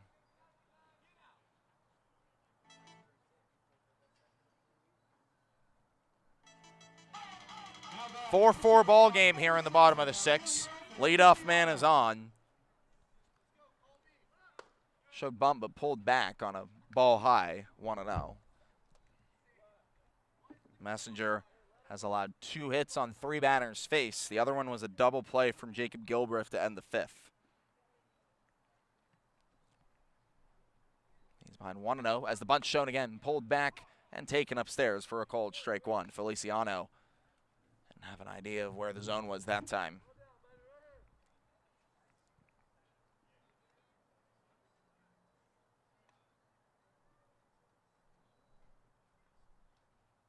Messenger's 1-1. Bunt shown again, laid and fouled up the first base sign. It was also a little higher than Feliciano would have liked.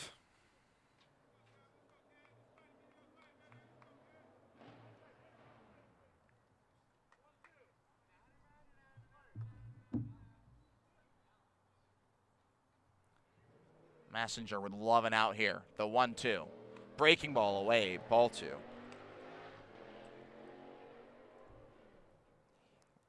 Leadoff knock from Marcus Graham. Feliciano's come back to a 2-2 count here. The Compton State man as Graham takes off. Bounced over to first. Keys takes it himself to the bag, but Graham happily heads over to second. Pseudo bunt pretty much. Puts a runner in scoring position for the top of the order, Davis Garman.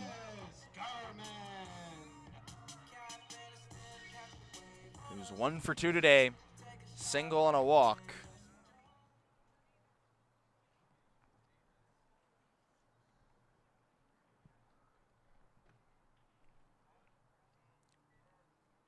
First pitch to the righty is taken below the knees for a ball.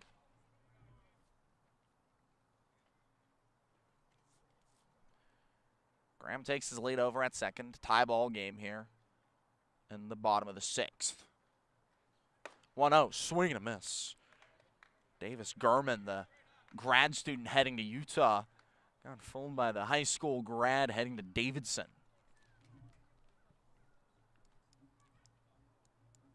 One of the toughest outs in the order. Garman trying to get it here on a 1-1 with 1 down. Breaking ball, bounced over. Ayala charges, gloves, throws over to first. Low but in time. Keys extended out and crouched to make the squeeze. But the runner advances to third. For Jake Brewer, trying to give San Francisco their first lead of the night. 2 down in a tie ball game. 4-4 in the bottom of the 6th. Righty-righty matchup against Brewer, who had a double back in the 5th. First pitch. Line to center field. Taylor goes back and makes the grab. The side is retired. Griffin Messenger, after giving up a leadoff single, retires the next 3 he sees to keep the score knotted up at 4. We head to the top of the 7th and a tie ball game.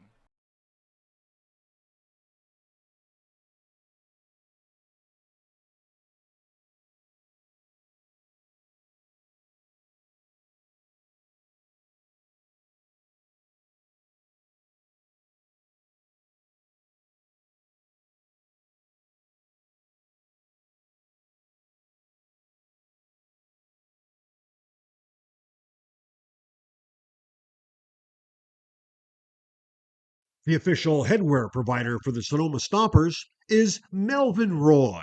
Melvin Roy hats, made to be lived in. From baseball nights in Sonoma to road trips anywhere. Everyday moments, Melvin Roy hats. This is legacy in motion. Melvin Roy.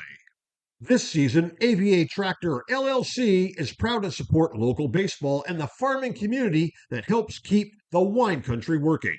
AVA Tractor provides vineyard-focused equipment for serious growers, including Deutz Fahr tractors. From daily farming needs to the next generation of vineyard equipment, AVA Tractor is built for Napa and Sonoma growers who need ROI, local support, and equipment that can work in real vineyard conditions. Hit it out of the park with AVA Tractor LLC. Solutions made for your vineyard.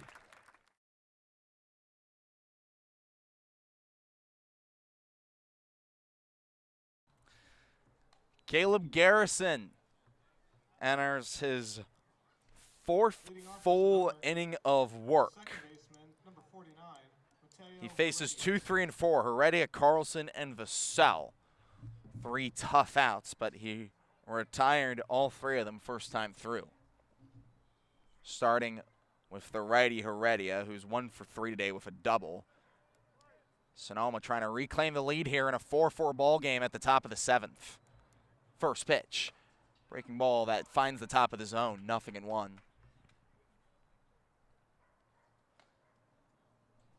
Sonoma has found some late inning magic before. Both times they've played against these Seagulls.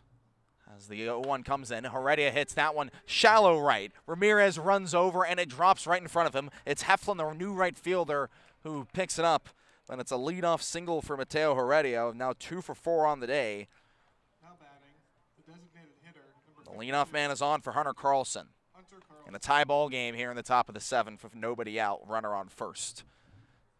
Sonoma won the game thanks to a 9th inning the first time they were here. That was all the way back on June 6th.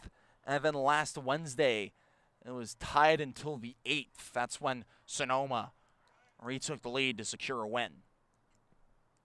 Righty-lefty matchup, Garrison against Carlson. First pitch right through the heart, 0-1 on a fastball Carlson looked at.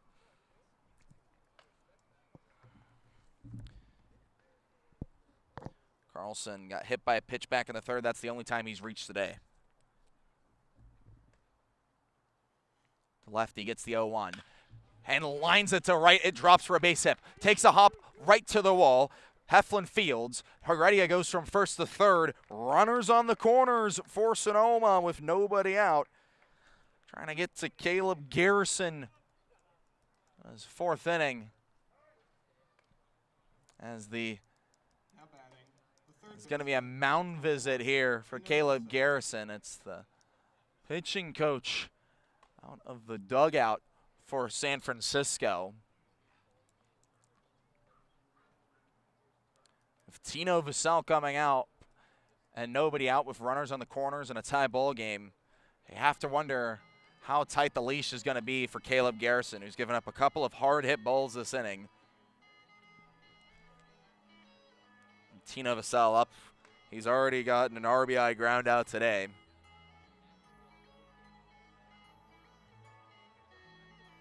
Every run counts. Every out counts at this point in the top of the seventh in a tie ball game. As Garrison's going to stay out there, at least for another batter, to face Tino Vassell. Vassell has come up clutch here in San Bruno before. Back on June 6th, he hit a game-tying triple that scored 2. And then eventually scored himself to give Sonoma a 14-12 lead in a game the Stomps won. Sonoma currently undefeated over these Seagulls. 5-0 on a W8.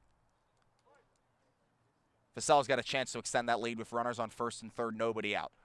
Corner of the infield plays in. Middle of the infield at double play depth as Vassell takes a pitch at the top of the zone, strike one. Tino struck out looking to start the fifth against Garrison. He's 0 for 3 today with 2 groundouts as well. The 0-1, swing and a miss, strike 2. Vassell chased at a pitch low out of his zone. Now has to tighten up in a 0-2 count.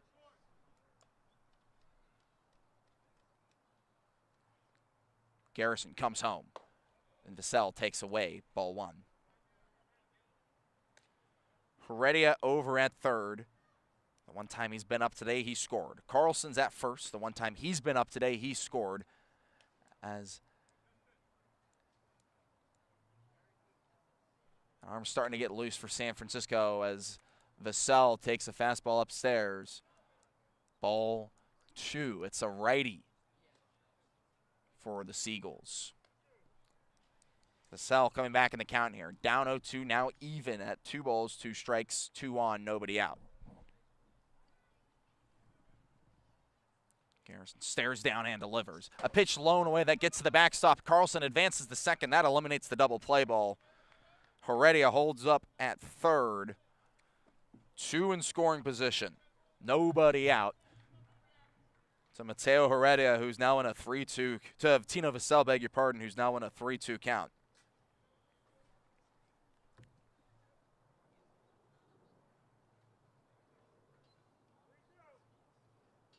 Vassell started the count down 0-2. He's come back. First base is open. The infield all plays in. Any and all throws you'd think would come home. The pitch. Up and away, ball 4. The bases are loaded. Brings up Nick Sebastiani with a chance to give Sonoma a lead.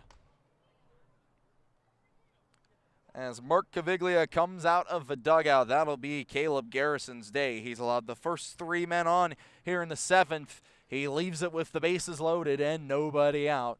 Information of a new arm when we come back here on the Sonoma Stompers Broadcast Network.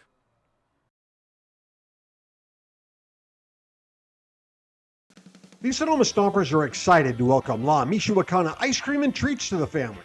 La Michoacana Ice Cream is rooted in the world-famous ice cream traditions of Mexico. La Michoacana uses only fresh, natural ingredients, using recipes that have been handed down for generations. Every paleta is made by hand. Every scoop is crafted with love. Every bite, muy delicioso. La Michoacana Ice Cream and Treats, located at 18495 Highway 12 in Sonoma, 1219 Grant Avenue in Novato, and of course, right here at the ballpark. Hey, baseball fans, when visiting Sonoma, make sure to dine at Wit and Wisdom, a modern American tavern by world-renowned chef Michael Mina. Wit and Wisdom is famous for hearth cooking, their extensive wine list, and an upscale yet relaxed atmosphere. Wit and Wisdom is located at the Lodge at Sonoma. Make a wise choice. Dine at Wit and Wisdom in the heart of Sonoma. Rawhides on deck. Rawhides on deck. Oh my God. Rawhides on deck. On Deck can be purchased right here at the ballpark and at Sonoma Springs Brewery, located at 19449 Riverside Drive in Sonoma.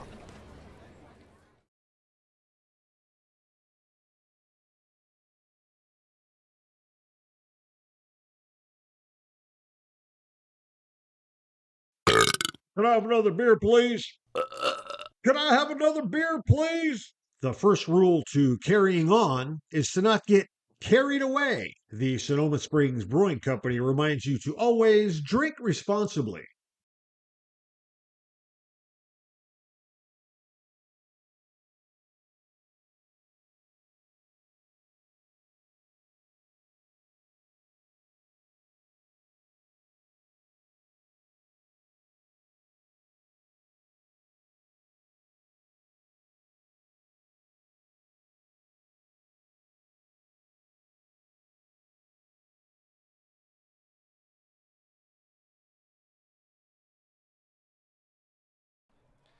Matthew Potter comes into the game needing to produce some magic. Bases loaded, nobody out, in a tie ball game here in the top of the 7th. The 6-foot righty from Castle Rock, Colorado, plays his collegiate ball at the Colorado School of Mines. Has to clean up Caleb Garrison's mess. The righty facing Sebastiani, fellow righty, misses away, ball 1. Hurtado had to dive out and extend to prevent that one from going to the backstop.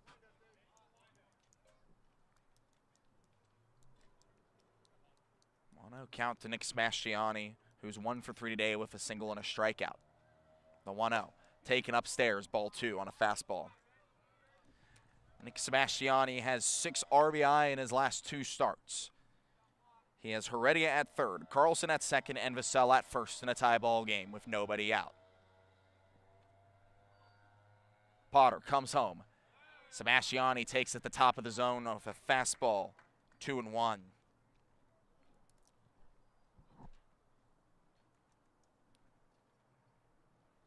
Potter gonna have to attack again here. Deep breath from the righty. Gets set and deals. Swing and a miss, strike 2. Went back to the heat there, and Sebastiani couldn't reach it.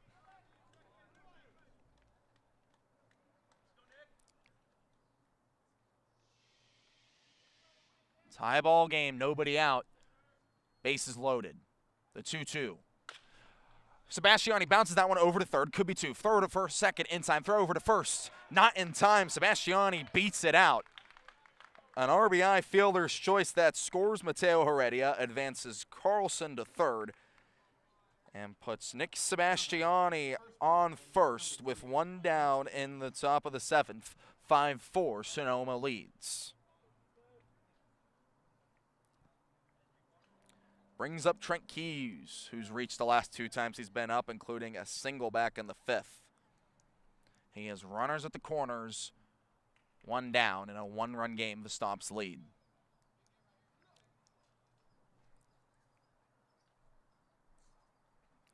First pitch.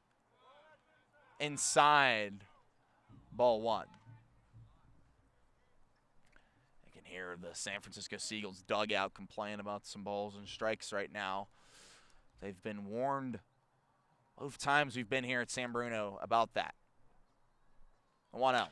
Keys bounces that one over to second. Ramirez gloves, throws over to second, and it just gets Sebastiani Another fielder's choice scores a run. Carlson crosses home plate there.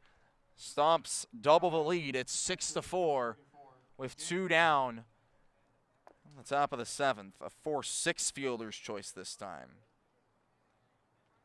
And this is why Sonoma practices ground balls and BP as Gage McCown heads to the plate. With a runner on first in a 2-run game. Righty-righty matchup. McCown fouls it back. 0-1.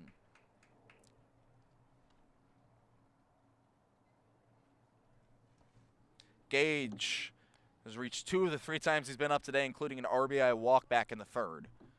He's behind 0-1 to the new arm, Matthew Potter. The pitch. Swing and a miss. Strike 2. That closes the book on Caleb Garrison, who pitched 3 1/3, gave up 3 hits, 2 runs both earned, a walk, and 2 strikeouts. The runner on first keys belongs to Potter. The 0-2. Bounced foul right to the man on deck. Connor Johnston, who made a nice leaping bare hand grab.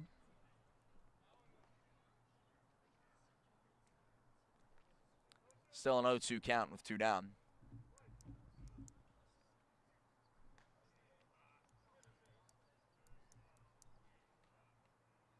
Righty.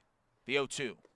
Taken in the dirt, and it gets away from Hurtado. Keys advances to second and is in scoring position on the wild pitch. That one bounced off of Hurtado and all the way up the first base side towards the Seagulls dugout. And a runner at second with 2 down and a 1-2 count for Gage McCown. Trying to get his 2nd RBI of the day at the very least. The 1-2. Lined over to second. A diving Ramirez prevents it from going to the outfield. He throws to first in time to end the inning. But not before 2 runs cross the plate as we get ready to stretch here in San Bruno. Sonoma leads 6-4 on the Sonoma Stompers Broadcast Network.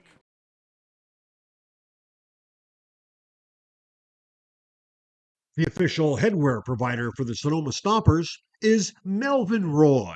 Melvin Roy hats, made to be lived in. From baseball nights in Sonoma to road trips anywhere. Everyday moments, Melvin Roy hats. This is legacy in motion. Melvin Roy. This season, AVA Tractor LLC is proud to support local baseball and the farming community that helps keep the wine country working. AVA Tractor provides vineyard-focused equipment for serious growers, including Deutz Fahr tractors. From daily farming needs to the next generation of vineyard equipment, AVA Tractor is built for Napa and Sonoma growers who need ROI, local support, and equipment that can work in real vineyard conditions. Hit it out of the park with AVA Tractor LLC. Solutions made for your vineyard.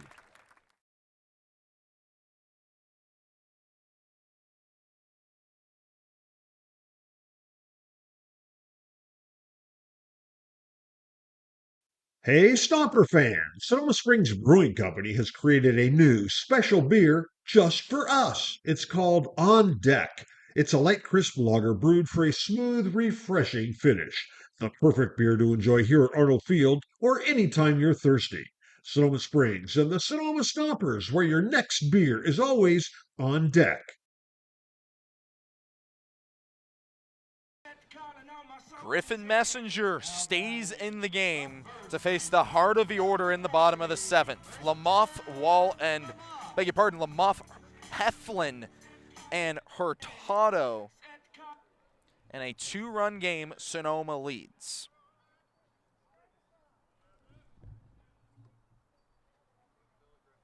First pitch, low on a fastball, 1-0.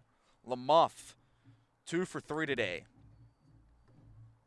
2 singles, including a 2 RBI single back in the 3rd, as he takes upstairs, ball 2.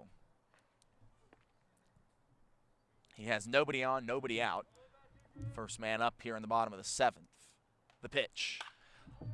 Ripped to right center. Taylor and Johnson run over, and it's Taylor who makes the grab in the gap for the first out of the inning. A loud out one brings up Cade Heflin. Coming in for Tanner Wall, who had to leave the game after diving back into first on a back pick attempt with a baseball that kind of hit him in the wrist. Probably, hopefully precautionary for the Pepperdine commit. Righty-lefty matchup. That one bounced over to Keys at first. He flips over to Messenger in time for the second out of the inning. 3-1 in the book.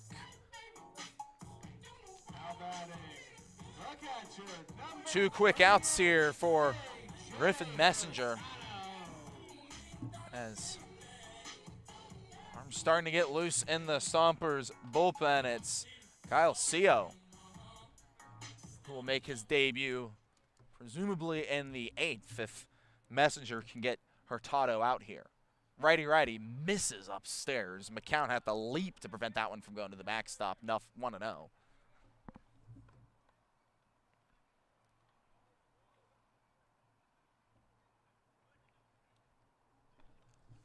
The 1-0. Hit shallow center, and it is caught by the second baseman Mateo Heredia for the final out of the inning. A very quick bottom of the 7th as we head to the top of the 8th. And a 2-run game Sonoma leads. You don't want to miss the thrilling conclusion on the Sonoma Stompers Broadcast Network with Kieran Costa back on play-by-play. Can't make it to the game? No problem. Watch all Stompers home games streamed live on the Sonoma Stompers YouTube channel. You can catch all the action with Kieran Costa and Nate Martin starting 20 minutes before first pitch with the Stompers pregame show. Join us on the road for radio feeds of all Stompers road games, live on the Stompers Radio Network. 2-1 pitch to Keys. That one's bounced towards second. There'll be a play at the plate. They'll throw home from left field. Kicks away. Take a bow, Trent Keys, the walk-off hero. 2 outs in the top of the 9th. Braden Gens pitches. Beal strikes out swinging. Stomps win. The pitch to Sebastiani is hit a mile to deep left field. Coupland back at the track. See you later.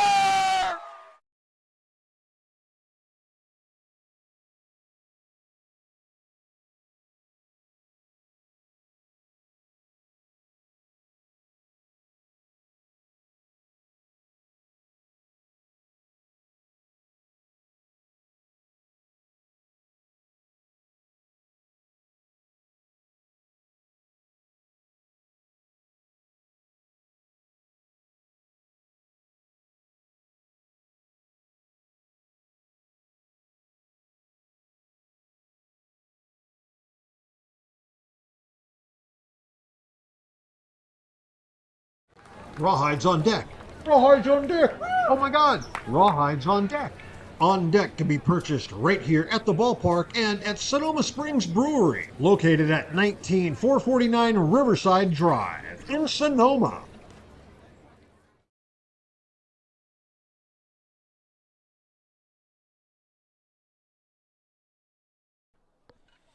We play on into the 8th.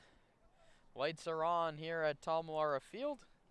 Yet to take full effect. Now batting, the right fielder, number 5, Connor Johnston. 8, 9, and 1 in the Stomper order, trying to add to a 6-4 lead. I'm Kieran Costa with Nate Martin here on the Stompers Broadcast Network. The pitch from Potter is a called strike 1. Matthew Potter, the righty, came in with the bases loaded and nobody out. He induced 3 straight ground balls. Good thing for Sonoma, 2 of them led to runs for the Stomps on fielders' choices. And Johnston late on a fastball. He hits it down the third base line. 0-2. Potter, an all-star for the Seagulls this season. Shared the field with Tino Vassell, and Hunter Carlson actually caught him. The pitch to Johnson hits him. And that is the 3rd hit by pitch by Seagull pitching. The leadoff man's aboard. It's a speedy one in Connor Johnston, and now nothing can get past A.J. Hurtado. There'll be an extra base. Connor Johnston having a nice little day. Yeah, on base 3 times. Couple ribbies. Reached via a single, a walk, and now a hit by pitch to lead off the 8th. The Stompers have been on the winning side of a couple ninth inning comebacks, late inning comebacks too. 3 runs in the 8th lifted them last time they played here. The pitch to Ayala is a called strike 1. Top of the 8th, 6-4 your score. Runner at first is Johnston with nobody out, in the 9-hitter Bryson Ayala at the plate. Bryson's 5-game on base streak in jeopardy. He takes up and in 1-1.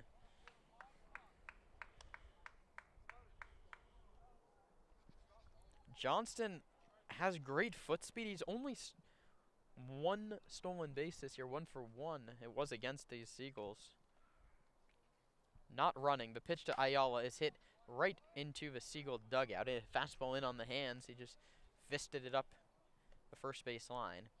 Yeah, I'm curious to see how aggressive Johnston is going to be here with nobody out. I mean, maybe you had a hit and run opportunity early in this count.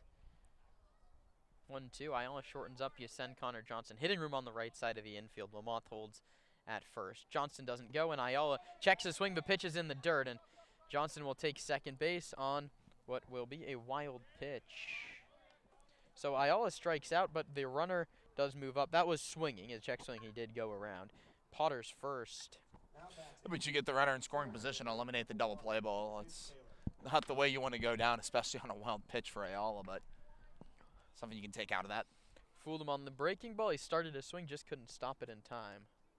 Thanks for joining us here on a Tuesday night. Daylight play on at second. Feliciano behind the runner Johnston. He doesn't pick back, and Chase Taylor lines it foul back to the screen. Taylor played at Concord High School.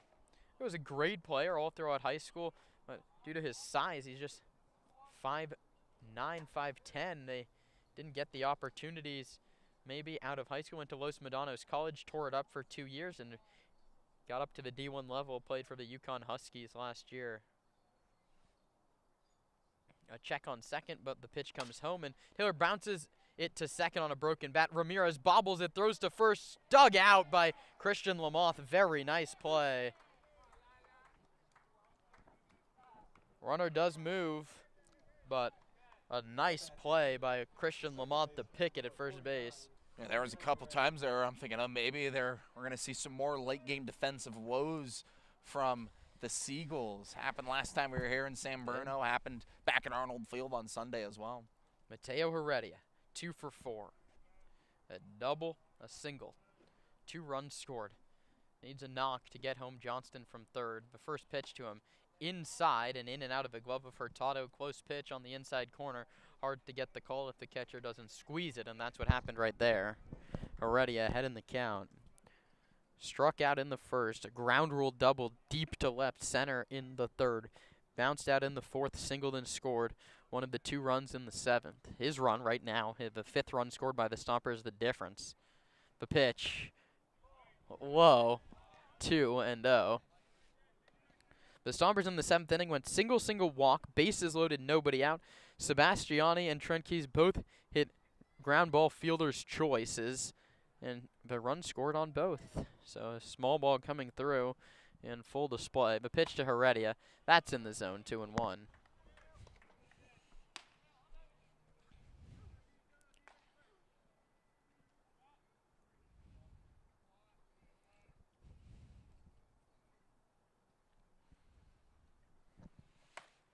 Mateo takes high 3-1. And this has been the small ball game that the Stompers haven't really needed to have during their 8-game winning streak, on their way to 9 if this result holds. They have 2 runs on bases loaded walks and 4 runs on ground balls. That one's fouled back. Beg your pardon. 3 runs on ground ball with a runner at third, 2 walks with the bases loaded, and a bloop single by Connor Johnston. That one probably a weaker hit ball than the 2 ground balls.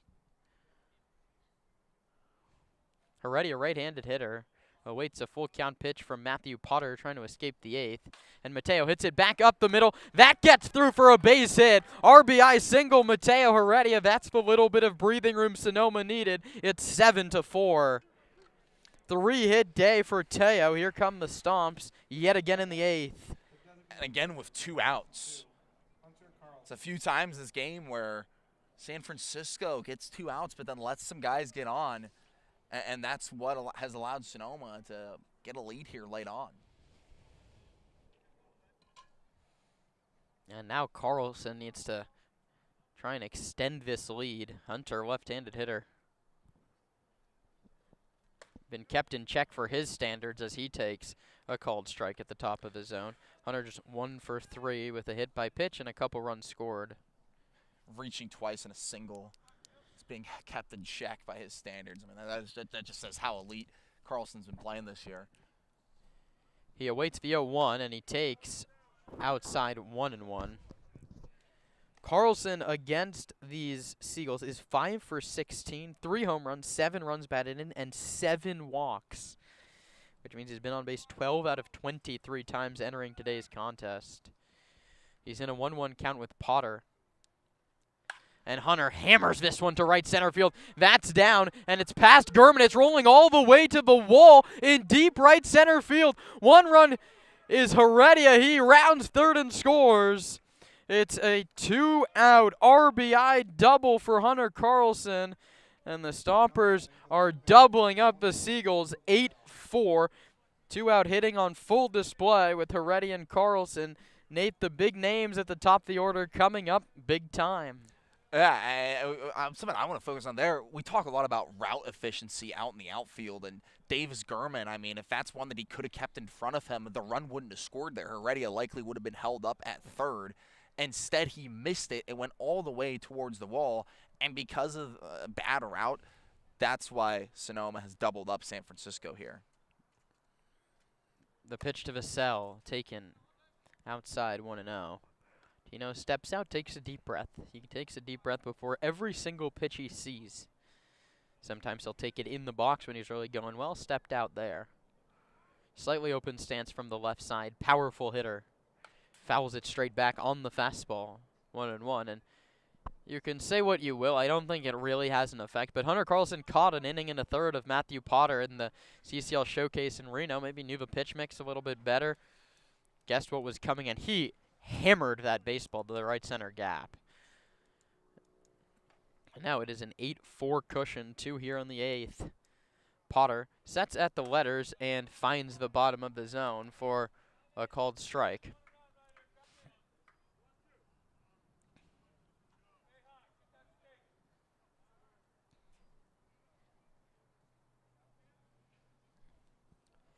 One and 2 to the Stomper cleanup man today. Tino takes low. His dad, John Vassell, coached him in high school, coached him in summer travel teams while he was in high school. Gets to travel to a lot of the games, especially the road ones from Walnut Creek, in attendance today. Also got to coach Chase Taylor and a couple guys on opposing teams as well.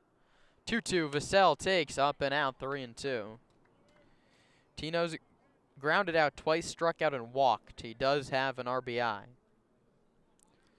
That was number 27. That tied him for the team lead, but Hunter Carlson just snatched that right back with a ribby double here in the 8th. Hunter's still at second with 2 outs.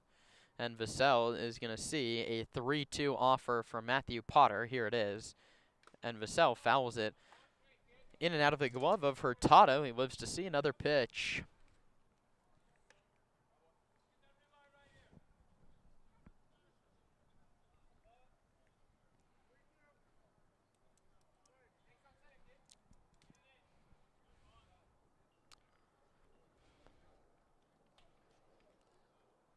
Potter's payoff. Vassell walks on a fastball down and out. And Vassell maybe coming off a week where he went 11 for 19, is disappointed in a 0 for 3 day, but the last 2 at-bats have just been professional trips to the plate. They've both yielded walks, and they've both yielded walks in 2-strike counts where he at one point trailed in the count. Those aren't easy to come by in this league, and it forces a visit from Gage Cascone.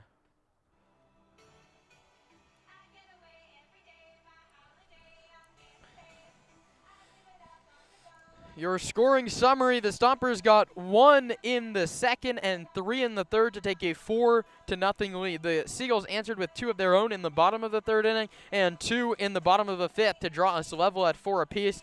And then in the seventh, the Stompers took the lead back thanks to a couple ground balls with the bases loaded from Sebastiani and Keys to make it 6-4.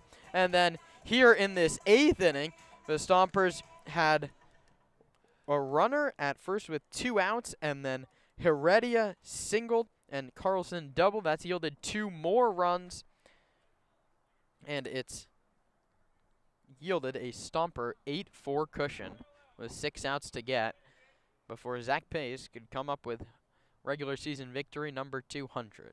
Sebastiani takes low and outside, 1-0. And it really says a lot about this win streak, assuming if Sonoma can hold on here. This feels like one of the more uncomfortable ones so far, and they still have a 4-run cushion heading into with more runners on here in the 8th. That's how the ball games between these two have gone. Sebastiani, a great take. It's a fastball down at the bottom of the zone where Remedios has been forgiving all night, but that one too far down for his liking, and Sebastiani ahead 2-0. 1 for 4. Drove in the go-ahead run in the 7th. He takes inside. Now it's 3-0. One more wide one loads him up for Trent Keys.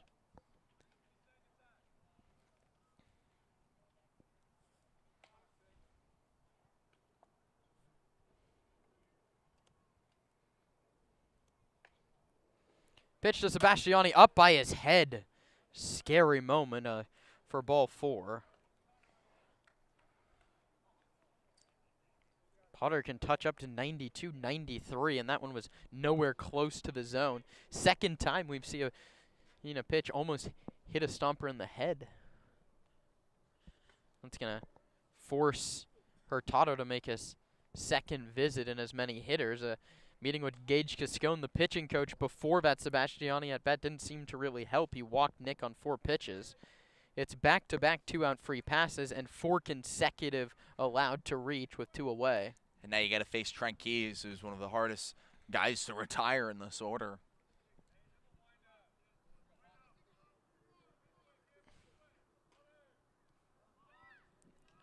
Four-run lead is nice, but the Seagulls staying within a slam. Trent Keys trying to change that in the 8th. Bases loaded with 2 down for the second-year Stomper. The lefty takes a called strike 1. Now batting first baseman number 3, Trent Keys. Keys on the day. 1 for 3. He's reached twice. Has a run driven in. Can really add to that RBI number, and he takes low 1-1. He loves to get hit by pitches. Hit 19 times. Hey, let me rephrase. He gets hit by the pitch a lot. He was hit 19 times last year. He's been hit 13 times this year. That would score a run in this spot, and he takes high and outside 2-1, and a restless San Francisco dugout displeased with the call. I mean, he's a pretty tall guy. He has a pretty tall stance as well. He's not really someone who he's right on top of home plate. Right on top of home plate. It makes sense. 2-1 to him. Called strike, inside edge. Something's got to give. Even with 2 runs in, the Seagulls could take this as a victory to stay within 4. 2-2 to Keys. Hit towards short, and that one gets through into left. 1 run scores. Here comes Tina Vassell. The throw is cut off. It's a 2-out, 2 RBI single. It's 10 runs for Sonoma. They're all over San Francisco. They lead by 6. And this has just been some outstanding situational hitting. Nate, with 2 outs, they've gone single, double, walk, walk, single. 4 of those counts went to 2 strikes, and Matthew Potter's day is done. The biggest issue, he just struggled to put away hitters when ahead. The Stompers have made it a 4 spot in the inning, a 6-run lead. 2 on, 2 out. We'll be back to tell you about the new arm next.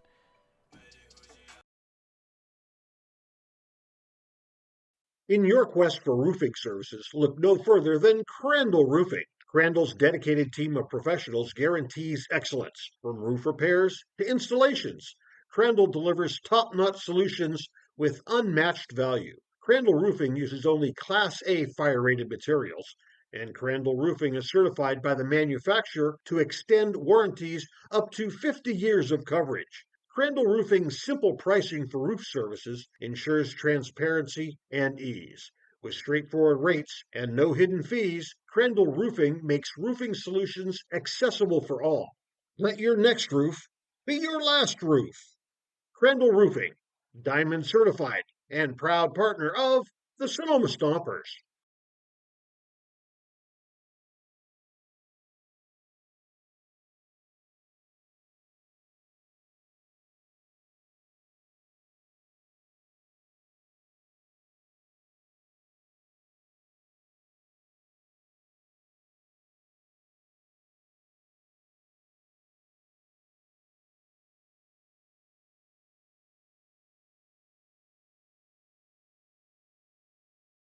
At Ricci Vineyards, we feel that wine and baseball are the perfect pairing, and we are proud supporters of our Sonoma Stompers. Our family-run vineyard has been farming and growing grapes and carneros for over 40 years. We encourage you to witness our wine journey and check out our selection of boutique offerings at RicciVineyards.com.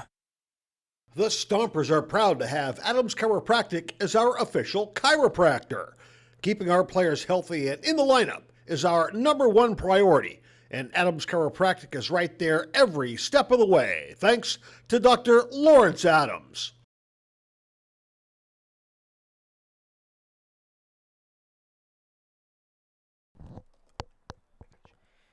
Kai Hanasaki, a righty, comes in to relieve Matthew Potter.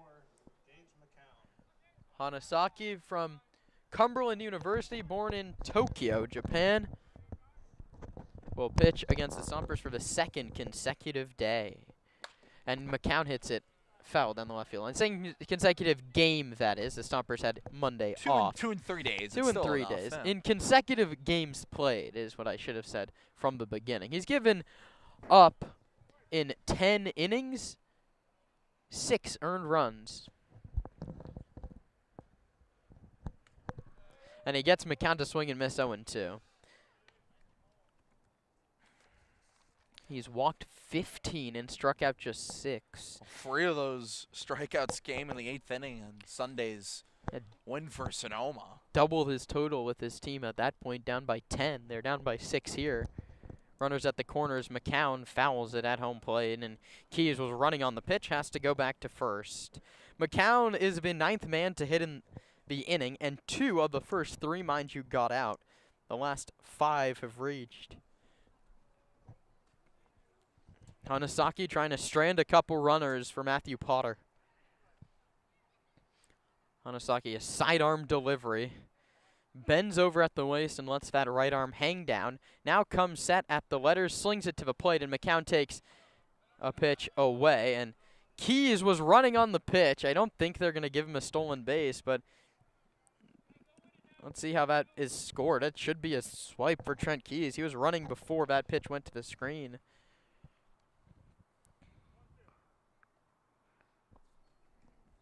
Hanasaki a righty to McCown a righty.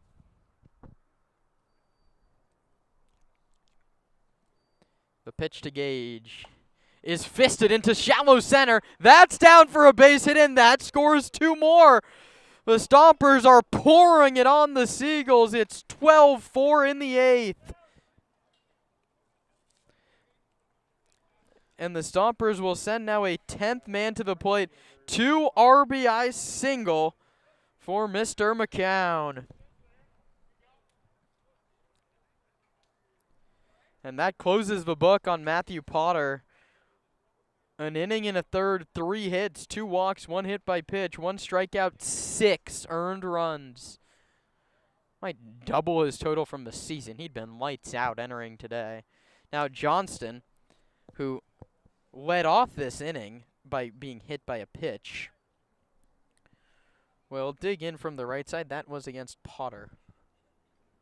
I mean, those 6 runs are on account for nearly a third of Potter on the year. He's been really good through what has now been 10 appearances.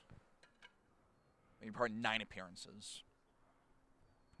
Hanasaki in a 1-1 count with Johnston. CJ takes a called strike.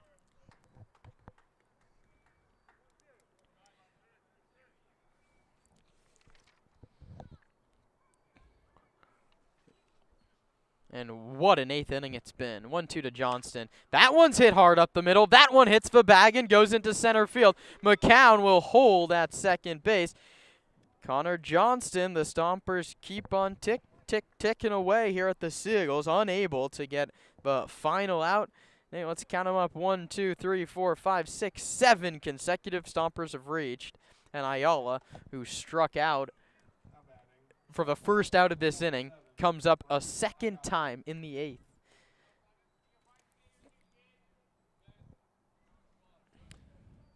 Gets another chance to reach here. That one misses low. Taylor on deck grounded out. And at that point in the inning, the Stompers had a man at second with 2 outs. Things weren't looking great, and then they went single, double, walk, single, single, single. And they lead 12-4.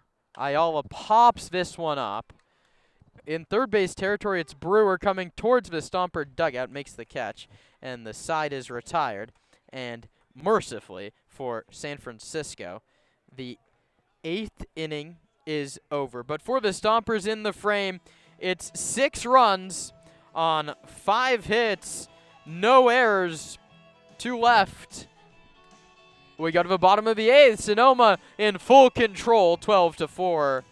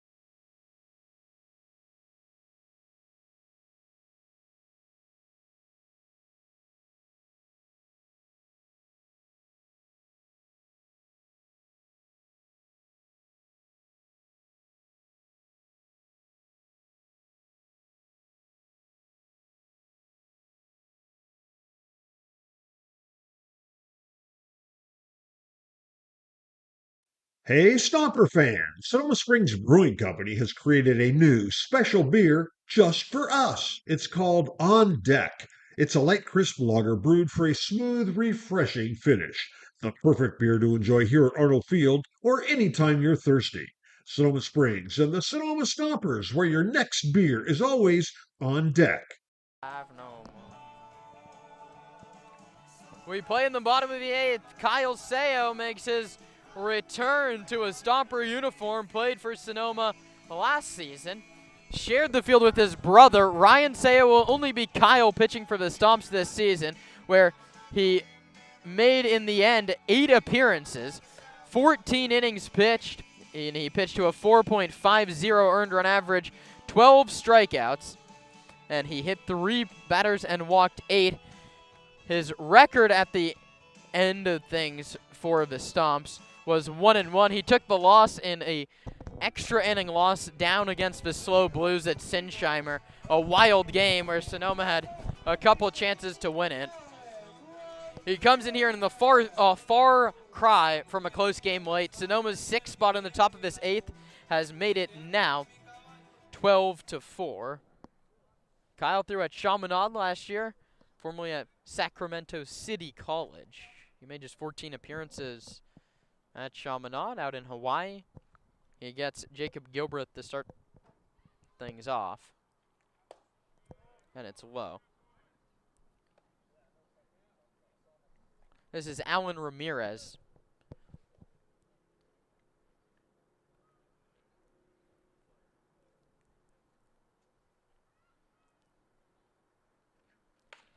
And Ramirez hits a flare straight to the second baseman, Heredia, one away.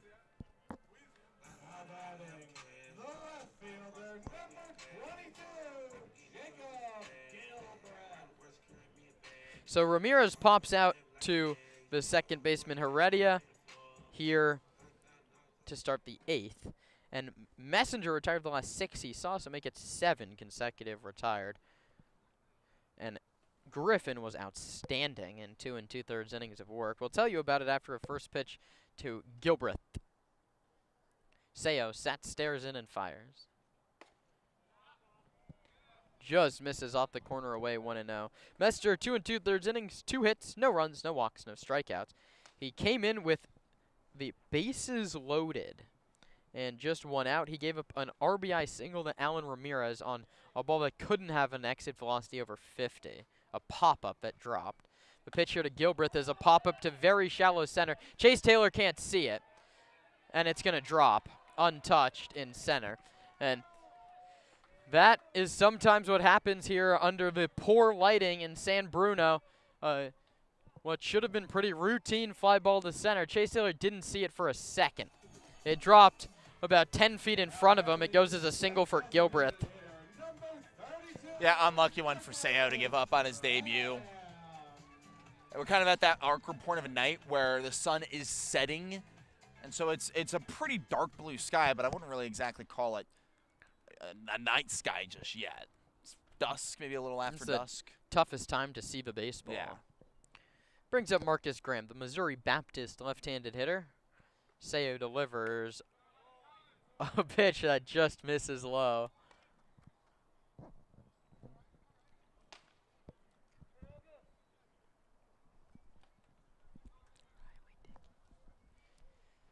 Seo working from the stretch.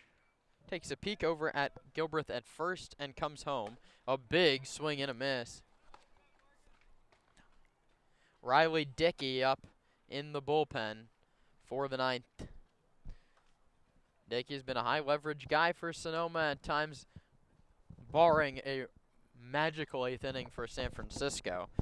It will not be a high leverage situation here. 1-1 pitch with 1 out and 1 on. Seo misses low. Nice block from McCown. 2-1. Haven't pitched off a mountain against live hitters all summer. You got what should have been an easy second out that dropped. Maybe that is affecting the command as Seo now behind the hitter 2-1, and that hitter is Graham. The DH takes outside and low 3-1. Yeah, Zach Pace usually in these situations where a guy is making his debut, he says he wants to get them in there in an easy inning of work, but based on how the game was going, there wasn't really an easy inning to come into because it was really close for much of those middle innings after Osmond came out. But after, that top of the 8th inning, now Sale gets a chance to make his debut in the bottom of the 8th.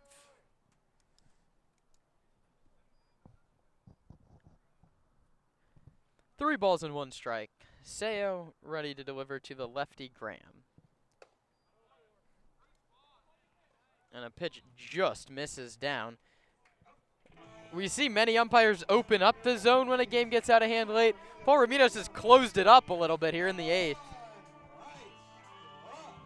Bryce Brooks is going to come on as a pinch hitter.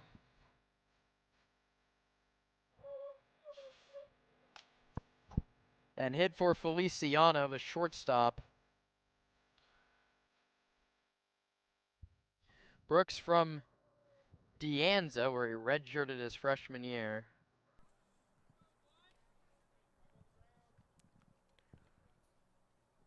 Johnson very shallow in right. Middle infield plays for 2. Pitch to Brooks. Right down the middle for a called strike 1. Thanks for sticking with us and hanging out here on a Tuesday night as we are flirting here with our 3rd hour of play.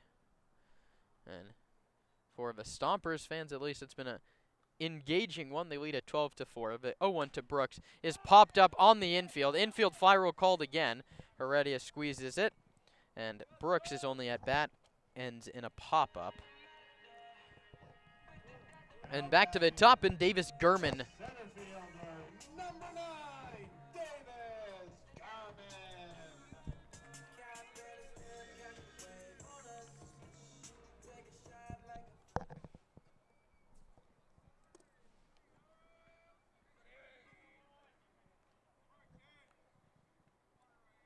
12-4 ball game.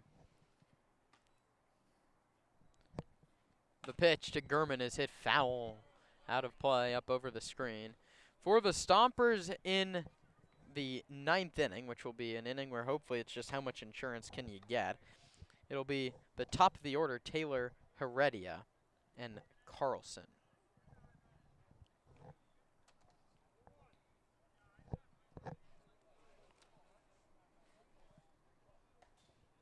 Two on, two out. Saya working slowly and staring into McCown, who sets up on the inside, and Gurman checks his swing. It's a called strike anyway, 0-2. Stompers are on their way to their 9th win in a row. It would make it 10 out of 12. They'd be 9-1 in their last 10, and the biggest thing would be a 200th regular season victory for the Stompers skipper, Zach Pace. And Sayo just misses low.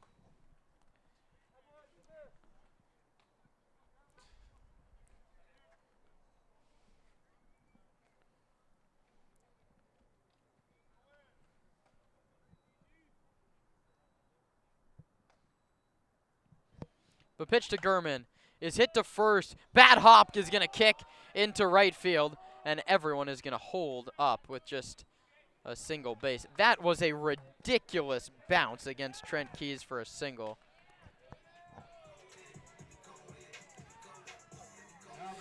Yeah, I mean, we talk about how Arnold Field gets awful bounces. I haven't seen a hop that bad at Arnold. That was a really tough play to field for Keys over at first.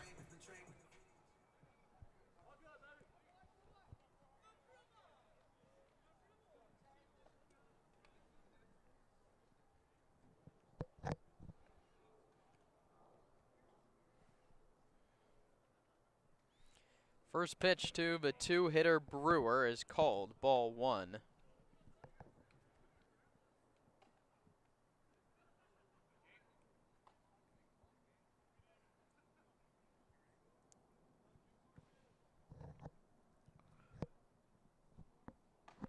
Sayo's 1-0. There's pop foul one out of play.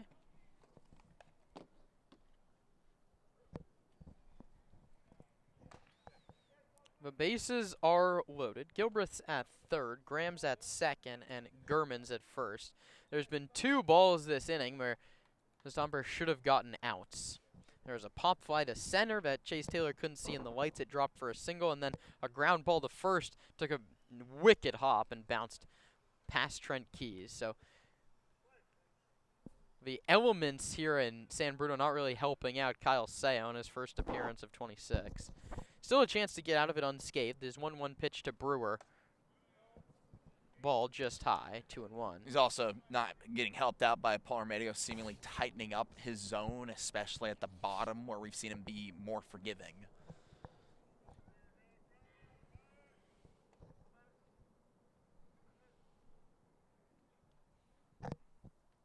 Two 2-1, foul back.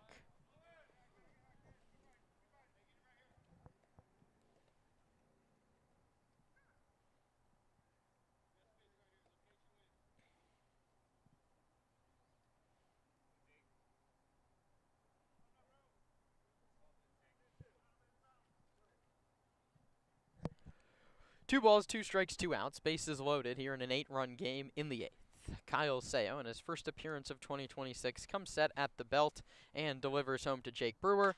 That wall's hit hard to left center field. Nick Sebastian was playing in. Now he heads back. He reaches out and he runs it down in the left center field alley. And Kyle Sayo is out of the inning without a run. No runs on 2 hits, no Stomper errors, and the bases were left loaded. We head to the 9th inning of play with the Stompers in full control, 12-4.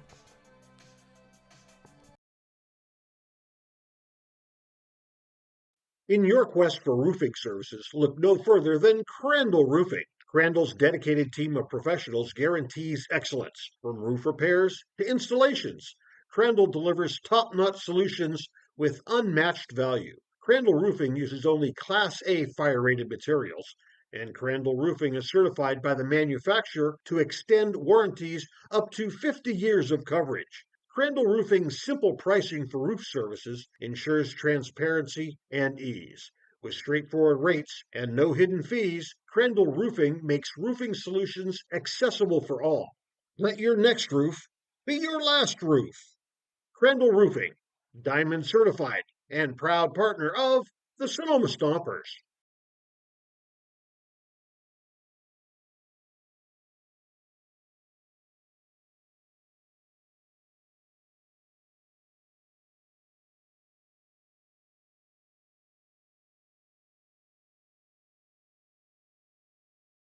Rawhides on deck. Rawhides on deck. Oh my God. Rawhides on deck.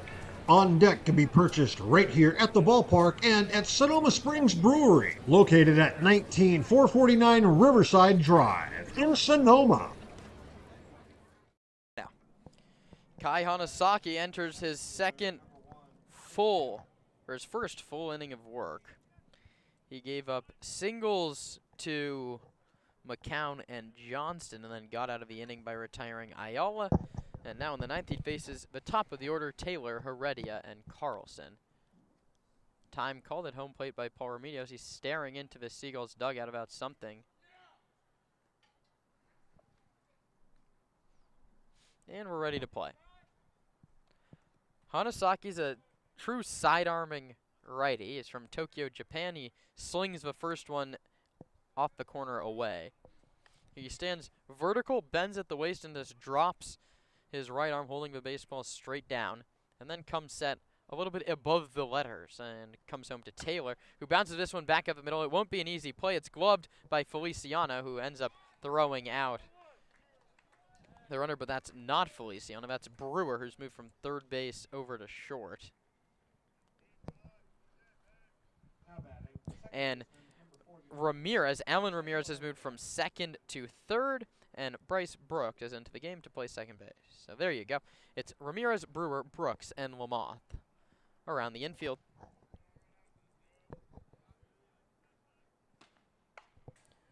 And swinging first pitch is Heredia and lining it foul back to the screen. I mean, Ramirez started the day in right. Yeah, Ramirez has been all over this field today.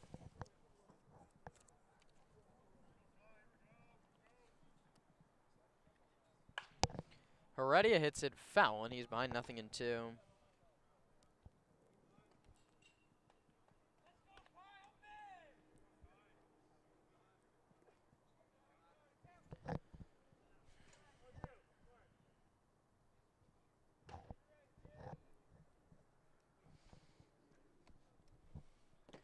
The pitch to Mateo is lined to Bryce Brooks, the second baseman. He can't get it. He just stood on the lip of the grass. I think if he took a few steps back, he maybe had a chance.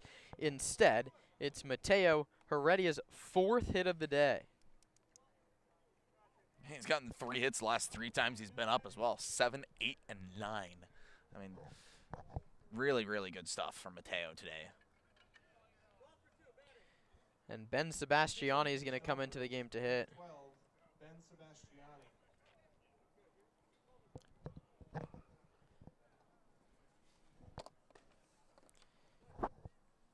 Sebastiani, a righty from the College of Marin. 4 for 27 this season. Takes low inside, 1-0. Ben, second-year Stomper. Had a great second year at the College of Marin where he led the team with a .340 batting average, totaling 54 hits. He's in a 1-1 count here as he bounces it foul down the third base line.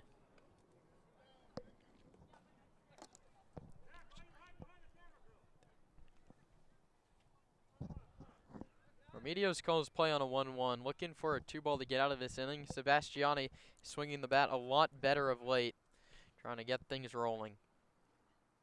He bounces this one foul, 1-2. I think he got a piece of the catcher Hurtado on the backswing there.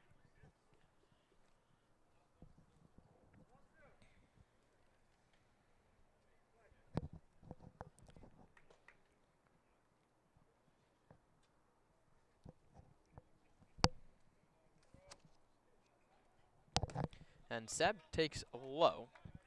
The count's 2-2.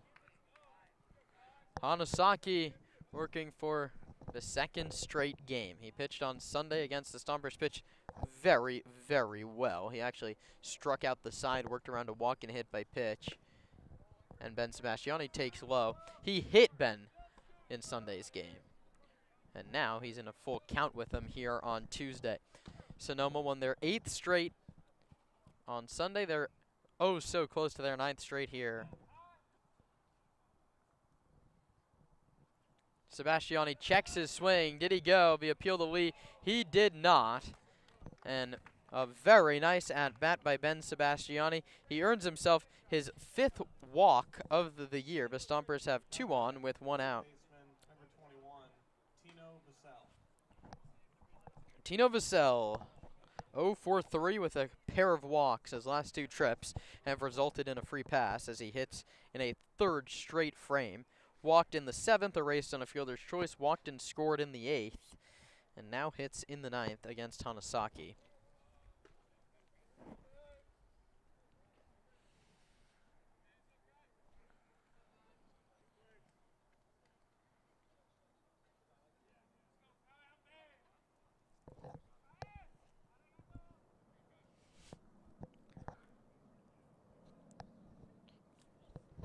The pitch to Vassell misses inside.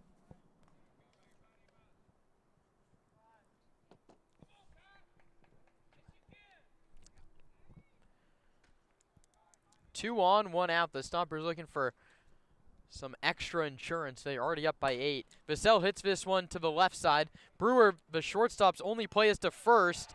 And Lamoth with another outstanding play to dig that out.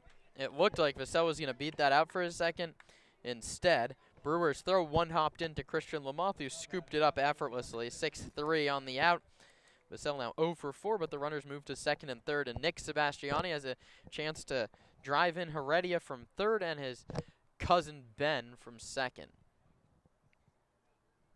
Guess a plus of having a really vocal dugout is you can celebrate plays like that. I mean, even though, as that one misses upstairs, ball 1, even though the Seagulls are down by, what, 8 runs, they're still getting fired up for their teammates. Hasn't been a lot to celebrate. San Francisco on the road to dropping to 5-26 at the bottom of the CCL North. Sebastiani takes a strike from Hanasaki. There's a couple of things by the numbers here. They've lost 13 of 14. They're 1-9 in their last 10. They're 4-11 at home. They have 1 road victory all year. The pitch to Sebastiani is hit back up the middle, but the second baseman, Brooks, throws to first in time to end the inning. The Seagulls have a whole lot of work to do in the 9th. They trail by 8. Riley Dickey into the game to close things out when we come back. Nestled in the heart of Sonoma, Verano Cafe stands as the answer to locals yearning for wholesome food. Opened by Veronica Perez and Carlos Rubio, this cozy diner is nestled conveniently at the crossroads of Highway 12 and Verano Avenue. At Verano Cafe, breakfast, lunch, and dinner are experiences crafted with love and local ingredients. Each dish is a symphony of taste. But Verano Cafe isn't just about breakfast. Their lunch menu features favorites like fish and chips and classic French dishes catering to all tastes. Dinner includes house-made pasta dishes and elegant entrees. What really sets Verano Cafe apart is its commitment to quality and community. With locally sourced ingredients and a dedicated team that feels like family, Verano Cafe offers a warm and welcoming atmosphere.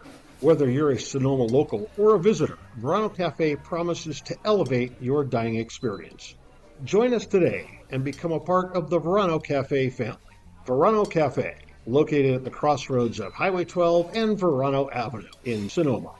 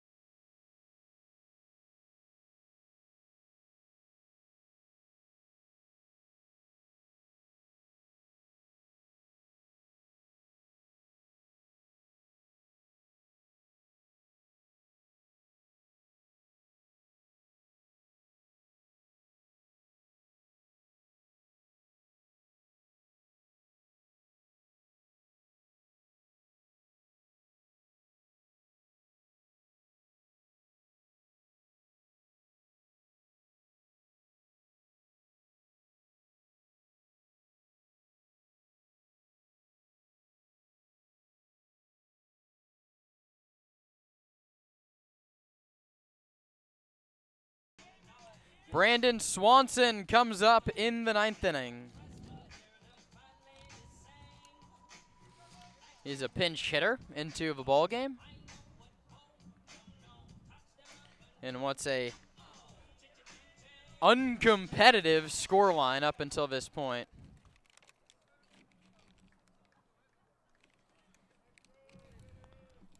Dickey works against Swanson. Hitting .244. He's in as a pinch hitter. Dickey's first pitch, a called strike one. He replaces Jake Brewer.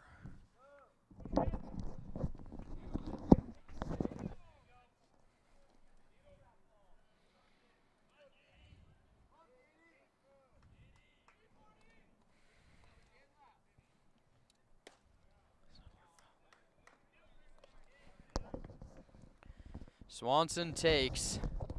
It's 0-2.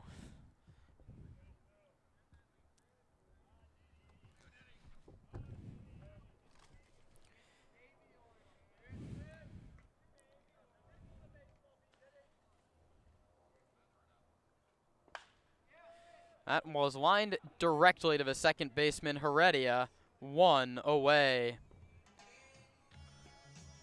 Now batting, the right fielder, number 20, Cade Heflin.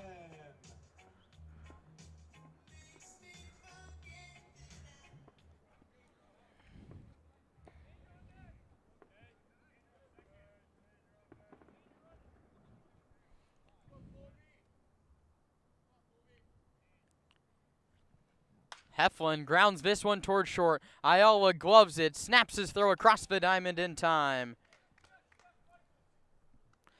2 outs now in this 9th inning. Heflin retired, Swanson out as well, L4. And now A.J. Hurtado is the last man standing between the Stompers and a 9-game winning streak.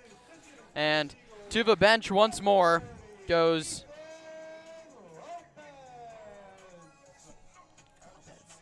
Ethan Lopez. Is going to come in to hit and represent the final chance here in this ball game.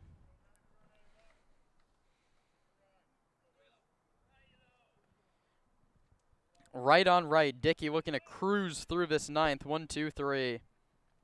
The pitch just misses off the corner away. Stompers have 12 runs on 13 hits. Seagulls have 10 of their own right now in a losing effort. Dickey, a deep breath, and delivers home. Called strike, 1-1.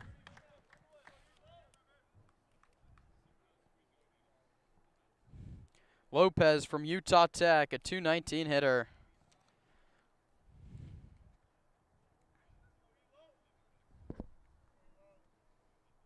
Dickey, a high set, a deep breath in the pitch. Right through the heart, 1-2.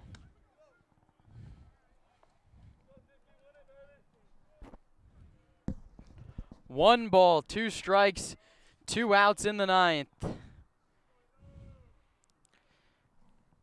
Riley Dickey stares into McCown for the sign.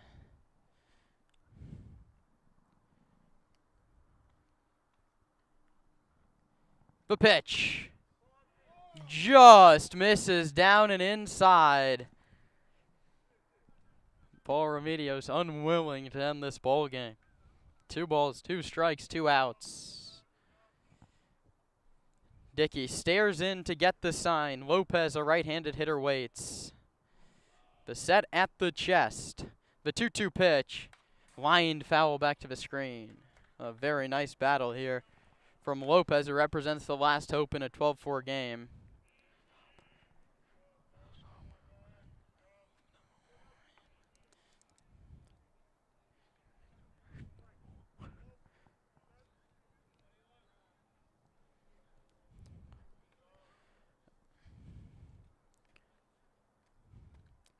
Dickey stares into the sign, delivers, it's fouled back to the screen. It's a 12-4 ball game. Very little drama here in the 9th. The Stompers' 6-run 8th inning has put ideas of a comeback far out of reach. Dickey just ready to get the guys back on the bus. Riley Dickey to Ethan Lopez on 2-2. The pitch from the Stomper righty. High, filler up 3-2. What an at-bat from Lopez here in the 9th. Riley Dickey got the first two guys quietly in this 9th. He's set to deliver a 3-2 pitch to Ethan Lopez. The righty's delivery. Grounded toward short. Ayala charges, sets his feet, throws to first. The ball game is over. The Stompers win. And with that victory, Zach Pace has reached the 200 regular season win mark with the Sonoma Stompers. In his 8th season as the Stompers skipper, he picks up number 200 in the win column. The final score today, 12-4, a wire-to-wire win in all ways except that little rally in the 5th. Nate, it was a good one, and it's a momentous one for Zach Pace and the Stomps. Yeah, reason to celebrate tonight, and a reason to celebrate for having a 9-game win streak. Momentous and massive heading into a big week. You did all this winning. Now can you make it pay off to push for the number 2 spot against Walnut Creek? We'll have to see tomorrow. Stompers and the Crawdads go at 4 o'clock tomorrow. They win in this one 12-4. Nate Martin has the totals in the post-game wrap after this.